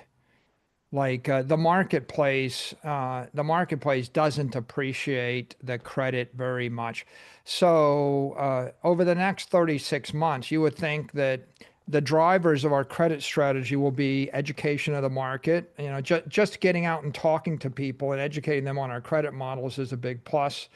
The more every time we do an IPO, He's you've buying the noticed, top forever, the first Samson. IPO was a little bit smaller than this, or more difficult than the second. The second This was question easier. wasn't The about third that. was It was double about that. The fourth was more than double that. the So credit every time we go ratings back to that the market, we they're educate more privately people. doing We're themselves. educating credit rating agencies, you know, and as the world's view of Bitcoin as collateral evolves, that makes it easier. So, as a general trend, the direction of travel is the world is getting more comfortable with Bitcoin-backed credit, and that makes our strategy easier. Let's assume that Bitcoin chops sideways. You know, the negative is that the collateral value doesn't go up, but the positive is if you actually look at the trailing 30-day BTC vol, it's low. It was like 20 the other day. So when the market chops sideways, the volatility of Bitcoin falls. And you can see one of the most important drivers, you know, in Black-Scholes and the important driver in our risk models is volatility. So we're kind of winning when Bitcoin is surging up because we've got a lot of collateral and a high BTC rating. But we're also winning. You know, if you go and you play with our model and you crank vol from 40 to 35 to 30, and I just showed you an example, you know, if it falls 10 points, stuff that looks like it's high yield becomes investment grade. And so I think our credit strategy might benefit from Bitcoin trading sideways for a while in a counterintuitive way. And for the most part, we're really competing against a bunch of people that don't know. Like the Wall Street Journal is running an ad, high yield savings accounts. You can get 3.6% interest from such and such bank, you know? And there's a world of people that are, by the way, if SOFR falls, if the Fed, you know, changes policy, those banks will be yielding 2%. You know, your bank account will be 2 or 1.5%. We're out there educating the retail market that there's something better than that. And I think that our credit strategy right now is primarily driven by educating institutional buyers, educating retail buyers, educating credit rating agencies, and having the world embrace Bitcoin as good collateral. And at the point that JP Morgan and somebody else starts to accept it's good collateral, then I think people come back and look at our credit and they re-rate it and they say, oh, actually it doesn't deserve a 600 basis point credit spread. It should be a 200 basis point credit spread. So I think that all of those dynamics actually overwhelm whatever the price action is of Bitcoin in the next 24 months to 36 months. Any of you other guys have something to add? Heads you win, tails you win. I think it's the important point is when Bitcoin is highly volatile, it's very good for our equity. And when Bitcoin, people go, aha, what happens when Bitcoin's not volatile? And what they don't realize is if you take that credit model I showed you and you crank in 20 vol and all of a sudden we fall to 20 or 25 vol, you can go to 90% leverage. Because the credit looks like investment grade at 90% leverage, bearing in mind, by the way, that banks that are issuing preferred stocks we compete against, they're 20x levered, right? They have $20 of a liability for every dollar of equity, and they're paying 5% or 6% yield, and we're offering 9%, and we're not. So really, this all comes down to educating the 20th century market about why this Bitcoin-backed credit is better. And that's a fundamental thing that overwhelms, I think, the near-term volatility or lack of volatility or price change in BTC itself. All right, thank you. Thank you, Samson. Next, I'll invite Brian Dobson, a research analyst from Clear Street. Yeah, thanks very much for taking my questions. So the Trump administration has made some very positive regulatory changes for Bitcoin. If you had your way, taking a big picture view, what would be the next area of improvement for regulators? Pussy. No, I like the Sharish guy. I'm saying Brian Dobson. The Brian. Yeah, my opinion is like a pussy-ass lib, bro. It would be beneficial to the market if they nail down the digital assets taxonomy. There's only under what circumstances can you tokenize a security? What's a digital security? If they can clarify a digital commodity, what's an asset without an issuer versus a digital token? If they could clarify token, I think they saw asset enough. class I think they saw dynamics, enough. what can I create a token and is it less than a security and different than a commodity?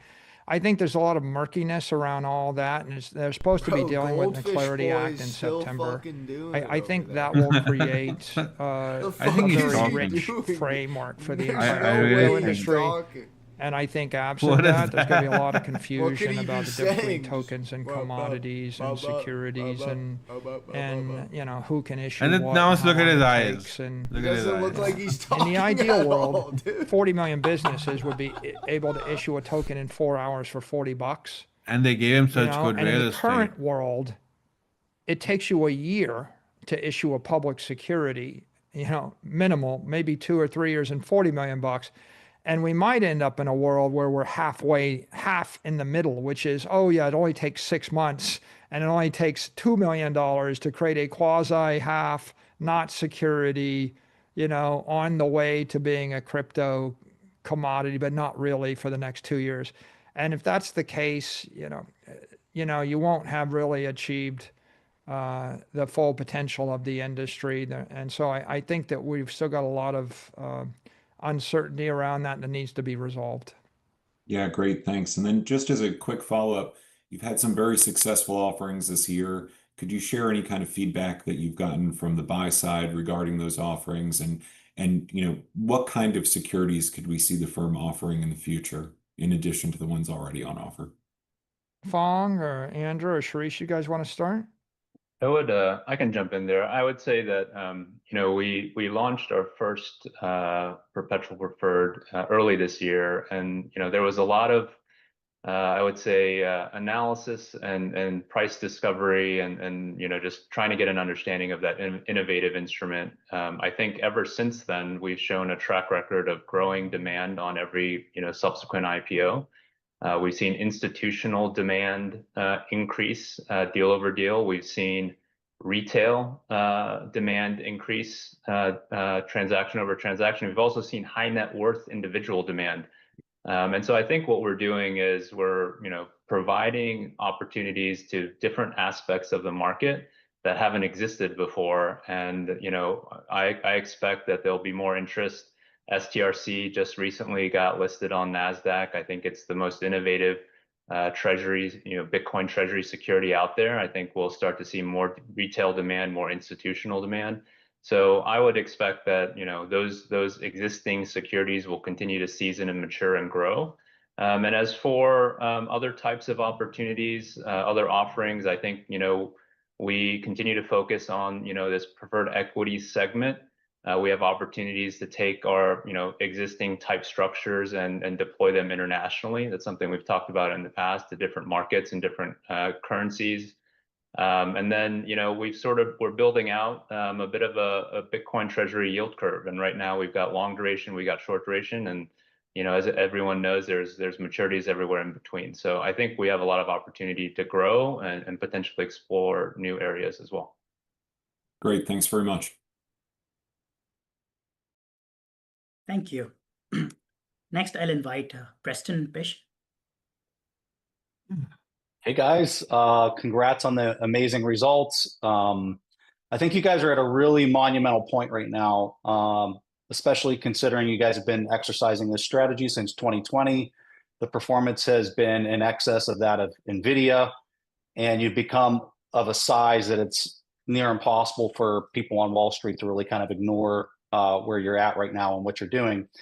And if I was just going to try to capture what that is, it's you're arbitraging the difference between Bitcoin's annualized, return of, call it 45% versus the 10% that you're paying out in the preferred market for a 35% delta. Michael, you just mentioned that one of your biggest challenges is the education side with institutional investors. And I think from the outsider's perspective, they're looking at what you're doing and they're looking at all this preferred issuance and they're saying, oh my God, there's so much perpetual drag that's going to be on this company that's going to bog it down. And if Bitcoin goes down 50%, it's going to have all these types of issues, which by the math is, just not true. But what are the steps that you're taking to kind of overcome this education burden that continues to persist and continues to be a problem in the Bitcoin space in general? Yeah, that's all I got. Pong, do you want to start on that one? Yeah, I'll start with, Andrew What a lame mentioned ass question. in January this year, we started working on Every single and we had to educate every investment banker and every convertible note banker and every preferred banker. And it was like a knockdown, drag out 2-month process. All of our accountants, all of our attorneys. And then we issue stretch 6 months later. The preferreds weren't getting about 2 weeks and everybody gets it. So. And that's the process. That's the process to educate people and we're going to go out there. Mike is very well known for all the podcasts he does, right? I'm becoming more public. All of you are doing an amazing job out there. It's a process. He used to be behind the the more scenes people guy. figure out, he the faster it wasn't really goes. behind the scenes, but most he we're used selling to just preferreds now talk to people about who've never the even heard business. of preferred. And then Right? Sailor And we sold would do almost the $600 million of earnings, preferreds to retail investors who like just see a Bitcoin 9% dividend yield, himself. twice as much as what a money market But gives I'm you, sure 10x they had over, that more than set up 10x over like collateralized. the And beginning. they're like, oh, and it's overnight money. So I'm going to take the money that I was going to use to send my kids to college 6 months from now or whatever it is. I'm going to put it in there, sit it there, get 10%, and then use it 6 months from now. I mean, innovative products will start to sell themselves, but I think there's a market out there, and it's the stuff that Jeff and True North and everybody's doing. This is how the word gets out. It's viral. That's why we're doing this investor relations, digitally transforming investor relations. That's why we have you all here. People will learn. The great thing is good products, great products. It's not much different than the iPhone. Right? A great product, when someone first looks at it, may not realize how great it is. 2 months later, it sells itself by word of mouth. And I think people will get educated. And bankers are making fees. We're the largest IPO this year. Guess who makes money off of IPOs? Bankers. Guess what bankers like? Making money. So they figure this out pretty quickly. Right? So I do think the market will figure this out. And I think it starts with us. It starts with you. It becomes the banking community, the retail community. I think if I could add to that, yeah, I think the product is important. To Fong's point, it's not just we're selling preferred stocks to people that never heard of a preferred. We're selling a Bitcoin-backed preferred to people that have never heard of Bitcoin, that don't even know what Bitcoin is, and we're even selling it to people that are afraid of Bitcoin. So, but if you walk down the street and you say, "Would you like a high-yield bank account that pays double what your bank is currently paying?" The answer is going to be 99% yes. The only question is, do I trust you, right? Do I like you?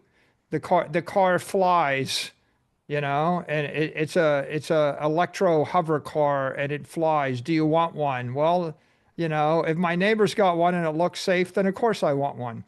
So what we found is the key is to package the product, and then we've got to build a distribution channel with the banks.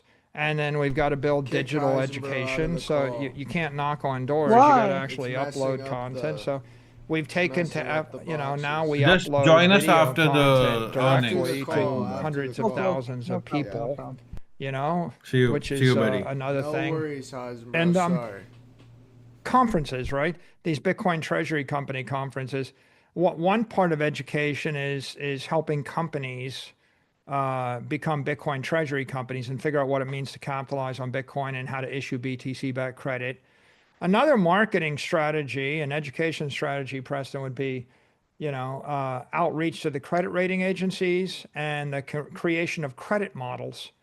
And what I just covered here in my voluminous comments, which took too long, was I talked about an equity model, right? I laid out, an equity model. How do you create leverage and an MNAV of 2, 3, 4, 5? And then I also lay out a credit model rooted in statistics. And then we share that with the world. We open source it. And so I think that's part of it. And then I think the other part of it is the outreach to investors. And that means going to a lot of investment conferences and uploading a lot of investor content. And you can see an evolution in our presentations like the one today. We're spending a lot of time identifying the total addressable market for short 1-month duration credit investors versus high yield 5-year duration credit investors. And so we start thinking about that, and we've broken down, the markets in Japan, the markets all across Europe, the markets in the US. And to Andrew's point, the question is, do we want to sell, a particular instrument in 6 different currencies? Do we want to sell the same instrument, but at 1 year, 3 year, and 5-year tenors? Do we want to package a convertible instrument? And it all comes down to understanding the customer. It turns out that the investors are all different, and they're different everywhere. And there's many, many channels to reach them. So I don't think there's one answer, but I think that the success of Bitcoin is getting people's attention. And I think that when you give them a compelling product they want, that gets their attention. And then pretty soon you get like the money magazines and the financial reporters of the world. If Wall Street Journal is going to write an article about high yield bank accounts that give you 380 basis points, then presumably at some point the Wall Street Journal will write about, stretch type securities that give you 900 basis points. And I think that we got to let the market do its thing. Oh, you should go on Preston's pod. Thank you for your answer. Thank you, Preston. Next, I'll invite Mark Palmer from Benchmark. Yes, good evening, and thanks for taking my question. Goldfish boy finally actually one of the speaks. Really attractive elements of Bitcoin is the fact that it is trustless. You can look at the Bitcoin blockchain and know what transactions had occurred on it. Along those lines, we have seen at least one company move toward proof of reserves as part of their Bitcoin treasury strategy. Insofar as you're looking to get incremental trust from investors as you build out your capital strategy.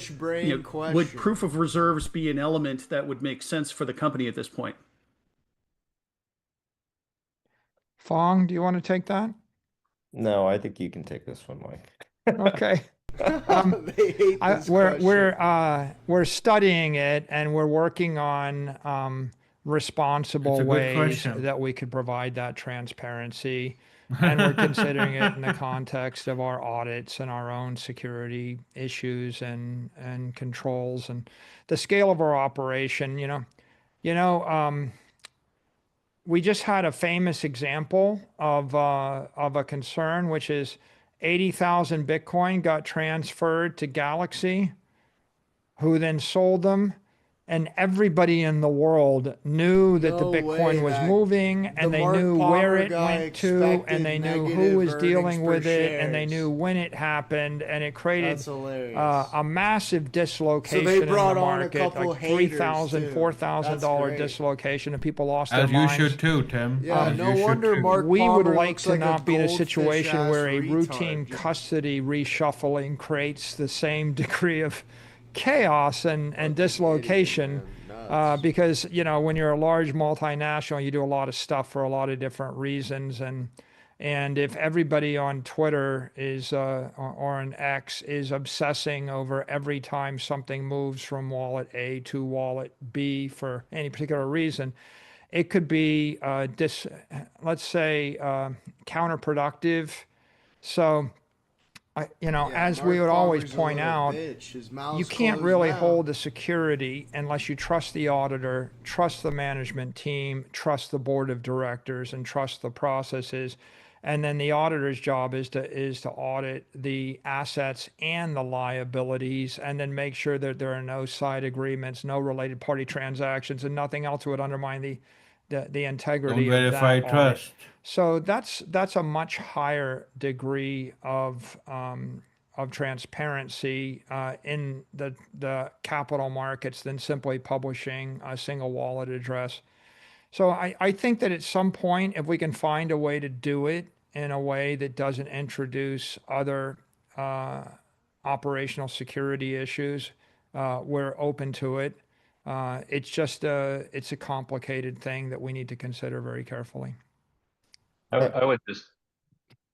Sorry, I was going to add, I do get the irony of people wanting to access Bitcoin for, its decentralized, transparent nature, and then buying Bitcoin-backed securities through a U.S. public company. But what we do and what we provide on top of Bitcoin, and we laid out, is with MSTR, we provide superior performance through intelligent leverage. With our preferreds, we provide the ability to get pretty good dividend yields with a lot of downside protection. And part of the price of that is you're working with a U.S. public company that has Bitcoin behind it. And we have 15 people working on this. Could you imagine if we had to take 2 away to work on proof of reserves? You wouldn't get Stretch, you wouldn't get Stride, you wouldn't get Strike, you wouldn't get all this other product innovation. That's where we're focusing our energy right now. But it's not lost on us that we could find ways to do something to improve the transparency. That's why we do these earnings calls. That's why I do all these conferences, right? We do want to be a transparent company. That's very important to Bitcoin. And maybe we can get to a way we can provide proof of reserves without exerting a ton of energy and without creating security risk for the company and for ourselves. I was just going to add, we've been a public company for 27 years. Our internal controls process is robust.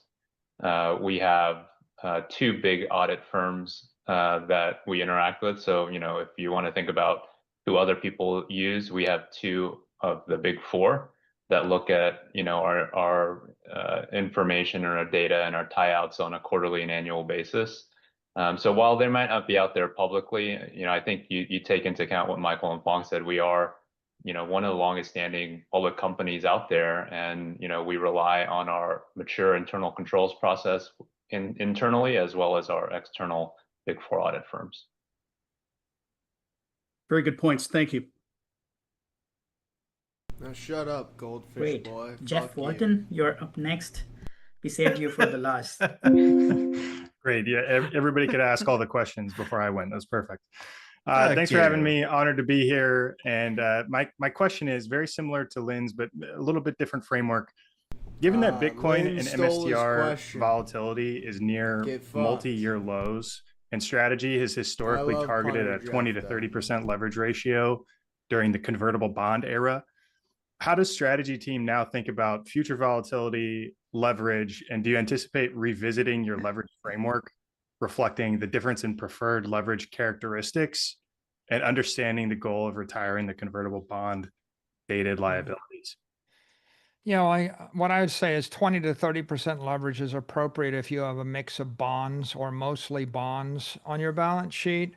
But if you eliminate the bonds which come due for cash, you know, if they're not in the money, and you replace them with a preferred equity, Looks like Lynn Alden then keeps clearly blowing these it's fuckers reasonable up. to go She's like beyond texting 20 to 30%, Sharish, and you could look at 30 to texting 50%.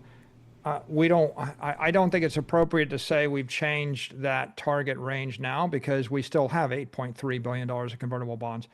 But you know what I think is over time, as we go to a preferred credit strategy, then the world opens up and we can take on more leverage. And the amount of leverage we can take on will be a function of the credit instruments. If we go to pure, for example, if you were non-cumulative credit, you could even take more leverage than cumulative credit, right? So the nature of the credit instrument will determine that, and then the volatility of Bitcoin, you know, will also determine that. If you're at 50 vol, you have a different view toward what that should be versus at 30 vol. So I think those will be part of our calculus each year for the next 10 years, and we will evolve. I don't know if we'll evolve quarter by quarter, but we'll probably evolve year by year. We generally do.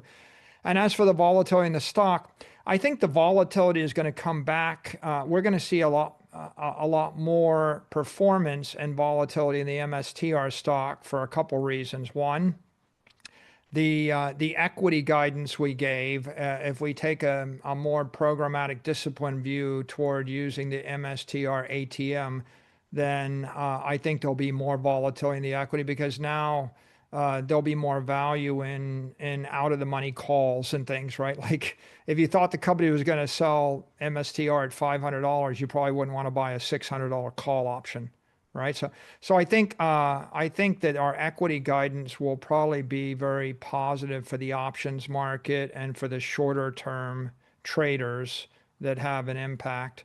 And then I think that the acceleration, the transformation from bonds to preferred will also have a positive impact.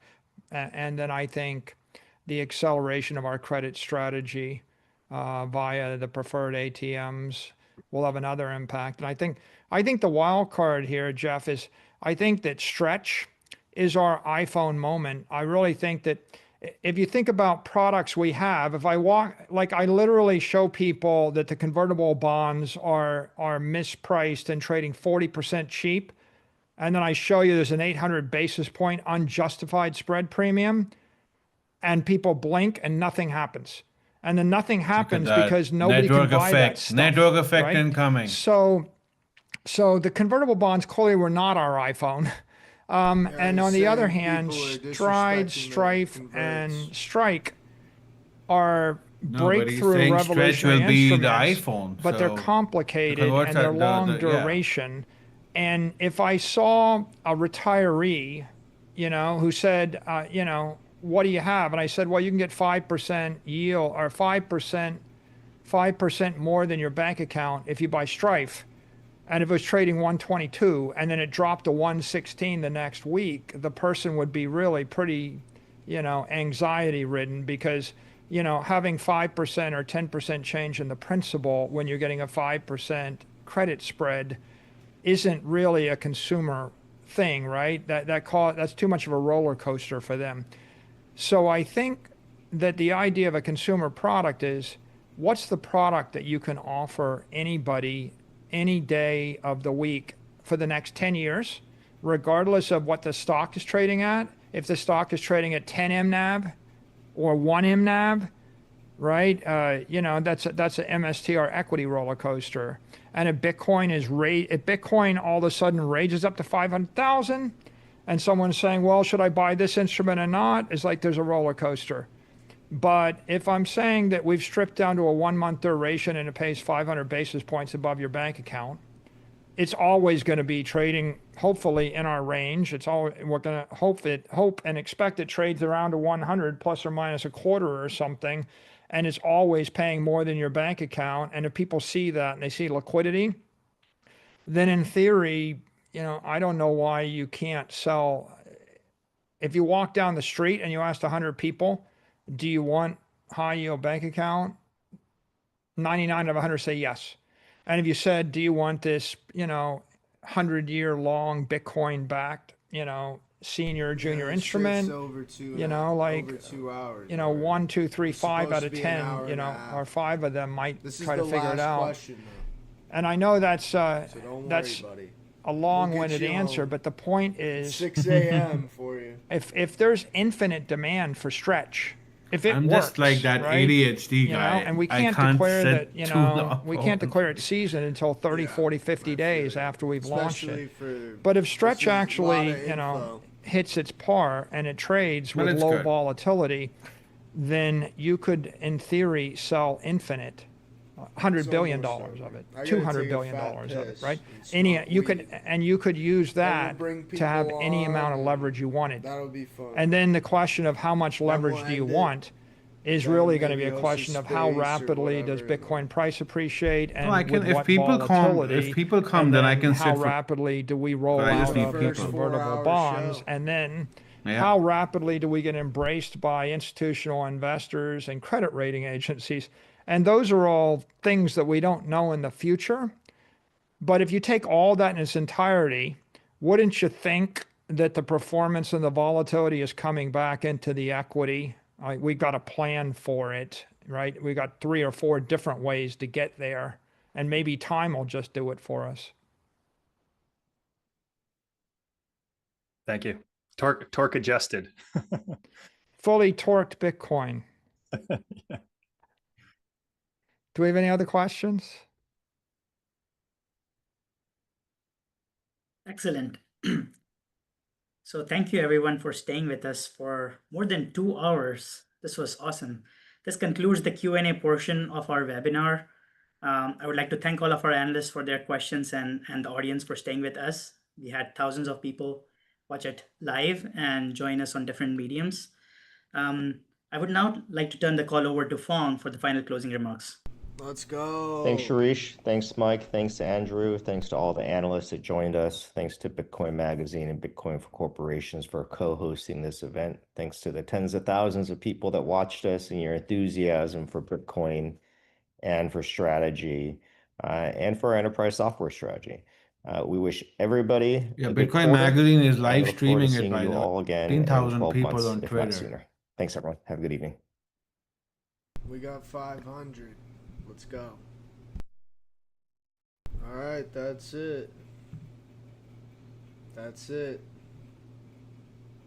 In the cut. Joe Carter, fucking another space is going on with Joe Carter. Sorry, I hate it. Why did I do it in our time?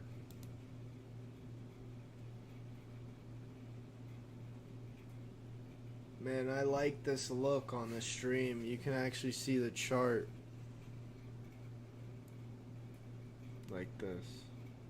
Like that. What's the price right now? 401. Well, it went up after hours. It's hard to really tell what's going on here with strategy.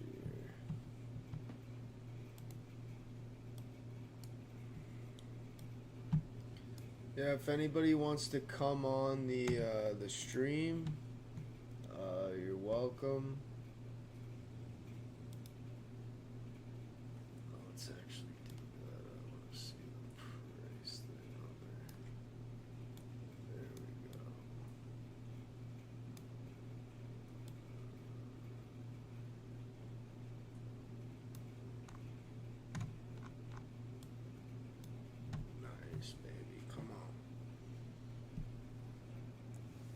right, piss break real quick, and maybe we should just play a song real quick. Yeah, play the song I sent you. What? Where'd you send me? At Twitter. At Twitter. You want me to send you a Discord? Forever, Laura. Yeah, it's good. It's a new one. Shit. Still wrong. Actually, it doesn't matter. We got the logo up.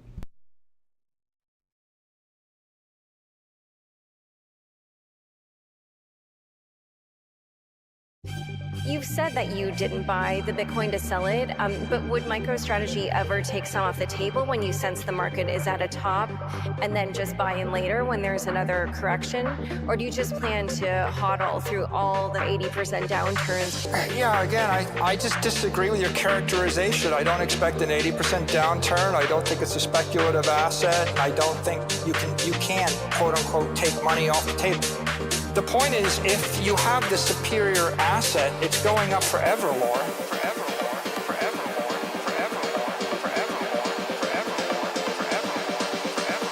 Forever, Laura. Forever, Laura.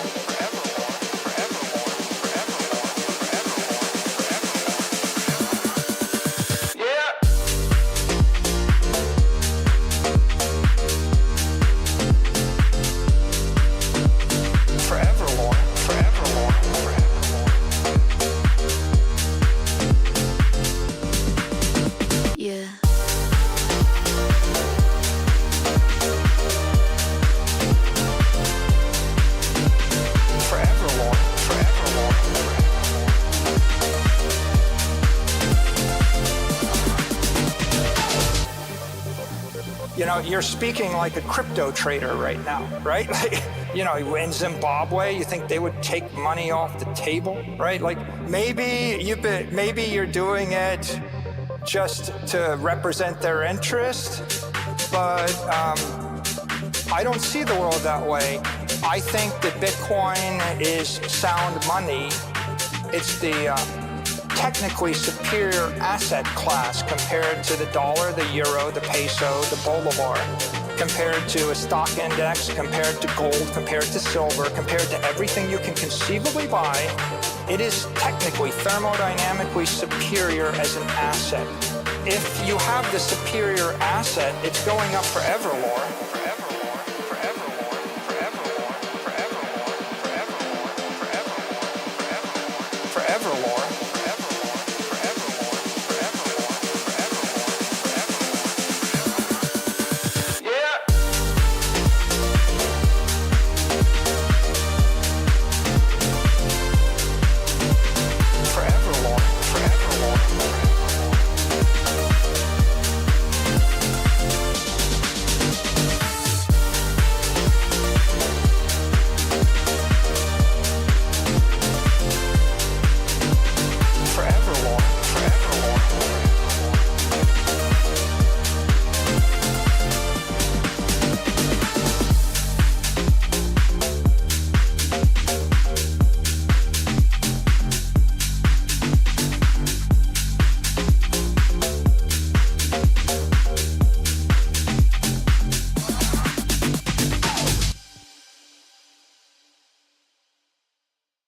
Auto insurance rates went up again in 2024, which means it might be a Rates, shut the fuck up. Alright. Who's coming on the stream? Come on, come on.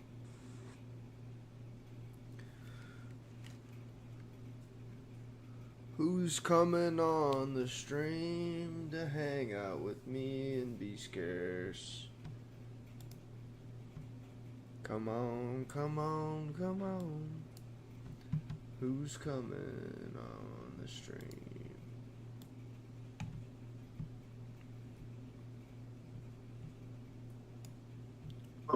Can you message Heisenberg on Twitter?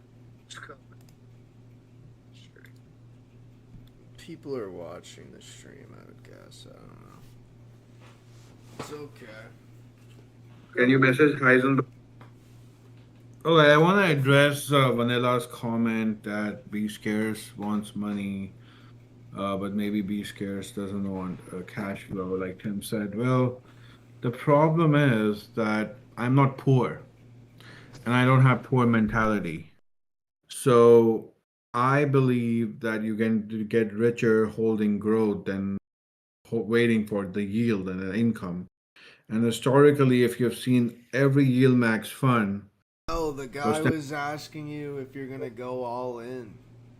no, no, I'm not. MSTR. I'm not going all in because a lot of things to consider. I like at $20 trillion market cap for Bitcoin, which is approximately 1 million coin. I mean, the forward guidance of the company. I mean, they're still going to make a lot of products, right? So they have when they have 3% or let's say 5% of the supply and they have $1 trillion worth of Bitcoin, right? That gives me them so much room to issue credit, and people are like, yeah, I want credit, I want upside, whatever. Sure, but how much more coin are they going to stack, right?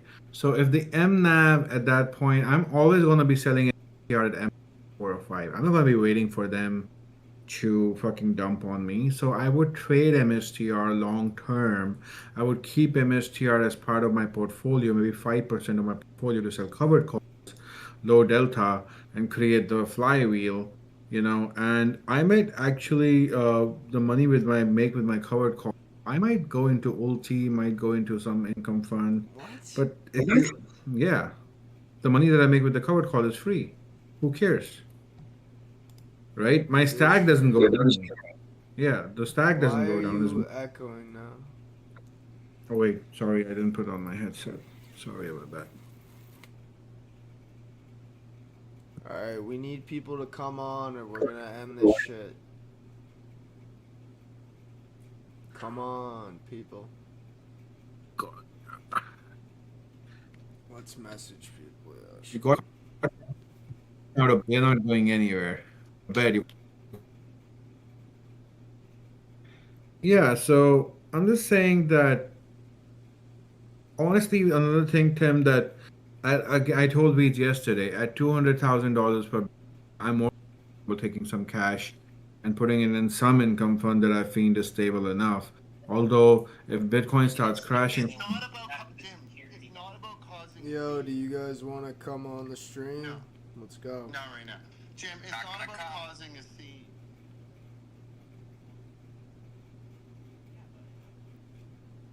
Doesn't sound like they're coming on the stream. It's okay, we can start a space. Who cares? This was a good stream, though. What did you think of your first MicroStrategy earnings call? I mean, I saw the 2021 plan now that I remember, and I listened, but I feel this has been one of the most bullish, the most, and this is this the first earning calls? Is it the second earning call after he was elected? This is the second one, yes. But this is the second one after like a FASB rule. This is the first one after FASB. This is the second one. Okay. So I just feel like the confidence they have with the White House. They claimed a loss on the previous one. Yeah. And this is the first one with the EPS was like super, super up, right? So I really want to pet your dog, dude. But I really feel this is one of the most bullish MSTR earnings call I've ever seen or heard. Like the confidence in the team, them bringing out like people from influencerverse and letting questions in. They're so confident, dude. And with the stretch, I mean, stretch is like they knocked the ball out of the park with stretch. And they got the $2.5 billion worth of Bitcoin just before the earnings call. Pretty based. Their MicroStrategy is gonna rip. It's gonna rip. So right now I'm very bullish on MicroStrategy. That forward guidance on the MNAV, bro. Right. That's huge. $600 billion is what they're targeting right now in the conservative. It's right now 1 point. They're not going to be hitting the ATM at all below 2.5 MNAV. They basically just said, get fucked, shorts. Suck my dick. Yeah, so the MNAV is 1.56 right now. I would say it's not a bad time to get in. You're safe from the dilution, and the convertibles are going to be equitized soon. Sure. That is why I'm bullish on MSTR. Lower dilution, more Bitcoin per share. And let's cover our sponsors. Today's show is brought to you by SMLR Scientific, the second Bitcoin strategy company to adopt the strategy in the United States. Recently appointed Joe Burnett as Director of Bitcoin Strategy, as well as today's earnings call, strategy. Thank you, Michael Saylor. Very well done. Amazing as always. It's always an event, these earnings calls. As well as Coors Light, our final sponsor. We did lose a sponsor due to a lack of payment. Coors Light. Drink responsibly. The mountains are always blue, and it is always 5 o'clock somewhere. As my shirt actually says, you can't read it, but that says it's 5 o'clock somewhere. It's actually what it says. So, what does it make you feel about SMLR after you saw this? Like, you understand nothing comes close to this. I think it's couldn't ask for a better dawn to be blessed by. Couldn't ask for a better godfather to run the house. He's not bailing you out, dude. He might, in the future, I see if they get a good deal, I can see MicroStrategy buying a company Well, for they their could buy SMLR. They would bail them out in that case. Yeah. Well, you will get MSTR shares, so you're eventually coming to the MSTR boat. But all right, guys, you want to wrap it there or what? What do you think? Yeah, sure. More? Or you want to go? I mean, you were asleep until 10 minutes before the show. I'm fine. If you're talking, I'm fine. Otherwise, why do you you're think? ready to go to sleep? Do you think John is waiting for like his CFO to approve payment or a sponsor? Like he's gonna come up with some excuse. I couldn't get the clearance. It's I not don't just think me. we're gonna get paid. It's okay. That's Right. why we're back to our main three. Takes up less screen space. But what does that say about a man's word who's starting a company that involves a We lot don't of need trust? to discuss this publicly. Right. There could just be a mix-up. The logo could very well be back up, and payment could be received. Technically, if I click this button, it's up for a second. But All right. Do you want to know that who the number 6 Bitcoin treasury company is? Trump Media and Technology Group. Go figure. DJT. I wonder if this is true Bitcoin or this is wrap Bitcoin. And if it is wrap Bitcoin, why is the SEC or anybody letting this fly as Bitcoin? I think it might be like proper Bitcoin. yeah, I'm thinking the proof of reserve shit is maybe there are a couple IOUs they don't want to be known, and it's better to have people it's just better to have people think that you don't have the shit they want to short you. That way you don't have unsustainable runs. That way like that's what they were saying even on that they respect all investors, aka the arbitragers that are shorting them and then hedging out, and they respect the common shareholder for the long term. They respect the preferred shareholder. They respect they gotta figure out how to appeal to a lot of people's pockets, obviously. That's kind of the strategy now. Which is what a bank does, right? That's what they kept saying. That you look at our leverage, it's like 1.2x. The leverage of a bank is 10 to 20x. You see the shit that they're saying? Yeah, I see it. They're pushing they're going to be a bank, obviously. But they were pushing that they weren't a bank. That they got We're not a bank. But that's because there's no banks in the NASDAQ. And then now that they're in the NASDAQ, now they're using all Now they're basically saying, yeah, we are a financial service company. Even though they were saying they weren't. They were saying they're a software company until they got in the NASDAQ. Now to get in the S&P, it doesn't matter. They can be a financial service company. So. Yeah, but the S&P has rules of like some profit or something that they don't need, even though clearly if you allow FASB and if you think Bitcoin yield they've qualified. They just it's not finalized yet if they're going to be added or what the case is with that, but S&P's lost, right? But they have qualified for the S&P, yes. So, what do you think, Smalls? Are you long? You long MicroStrategy? Yeah. This guy's long MicroStrategy. He's got the right color. He's short SMLR for sure. He's done well. He was following on your emotions. Yeah. He definitely keeps track of those for sure. Yeah. Dogs are the best. Yeah, dogs are the best, man. Fuck. Well, all right, folks. We're going to wrap this one up. We've been going for 2 hours and 25 minutes, longer than scheduled. B-Scarce was literally passed out in a Twitter space by himself. I had to go in, wake his ass up. We got him live. We're going to host a post-game just because it's early and we were going to have a normal show. Completely forgot that it was the MicroStrategy earnings call. So that's kind of on me. B-Scarce could have changed his schedule in that respect. Yeah. But yeah, thank you guys. This show is once again brought to you by SMLR Scientific Strategy and Coors Light. Please drink responsibly.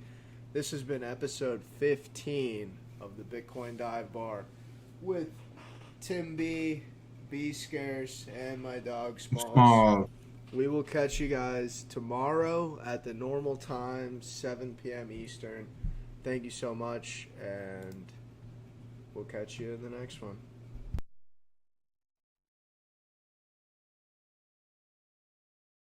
Fiat currency as a store of value. We call them poor. We call them poor. People that use fiat currency, we call them poor. We call them poor. We call them poor. We call them poor.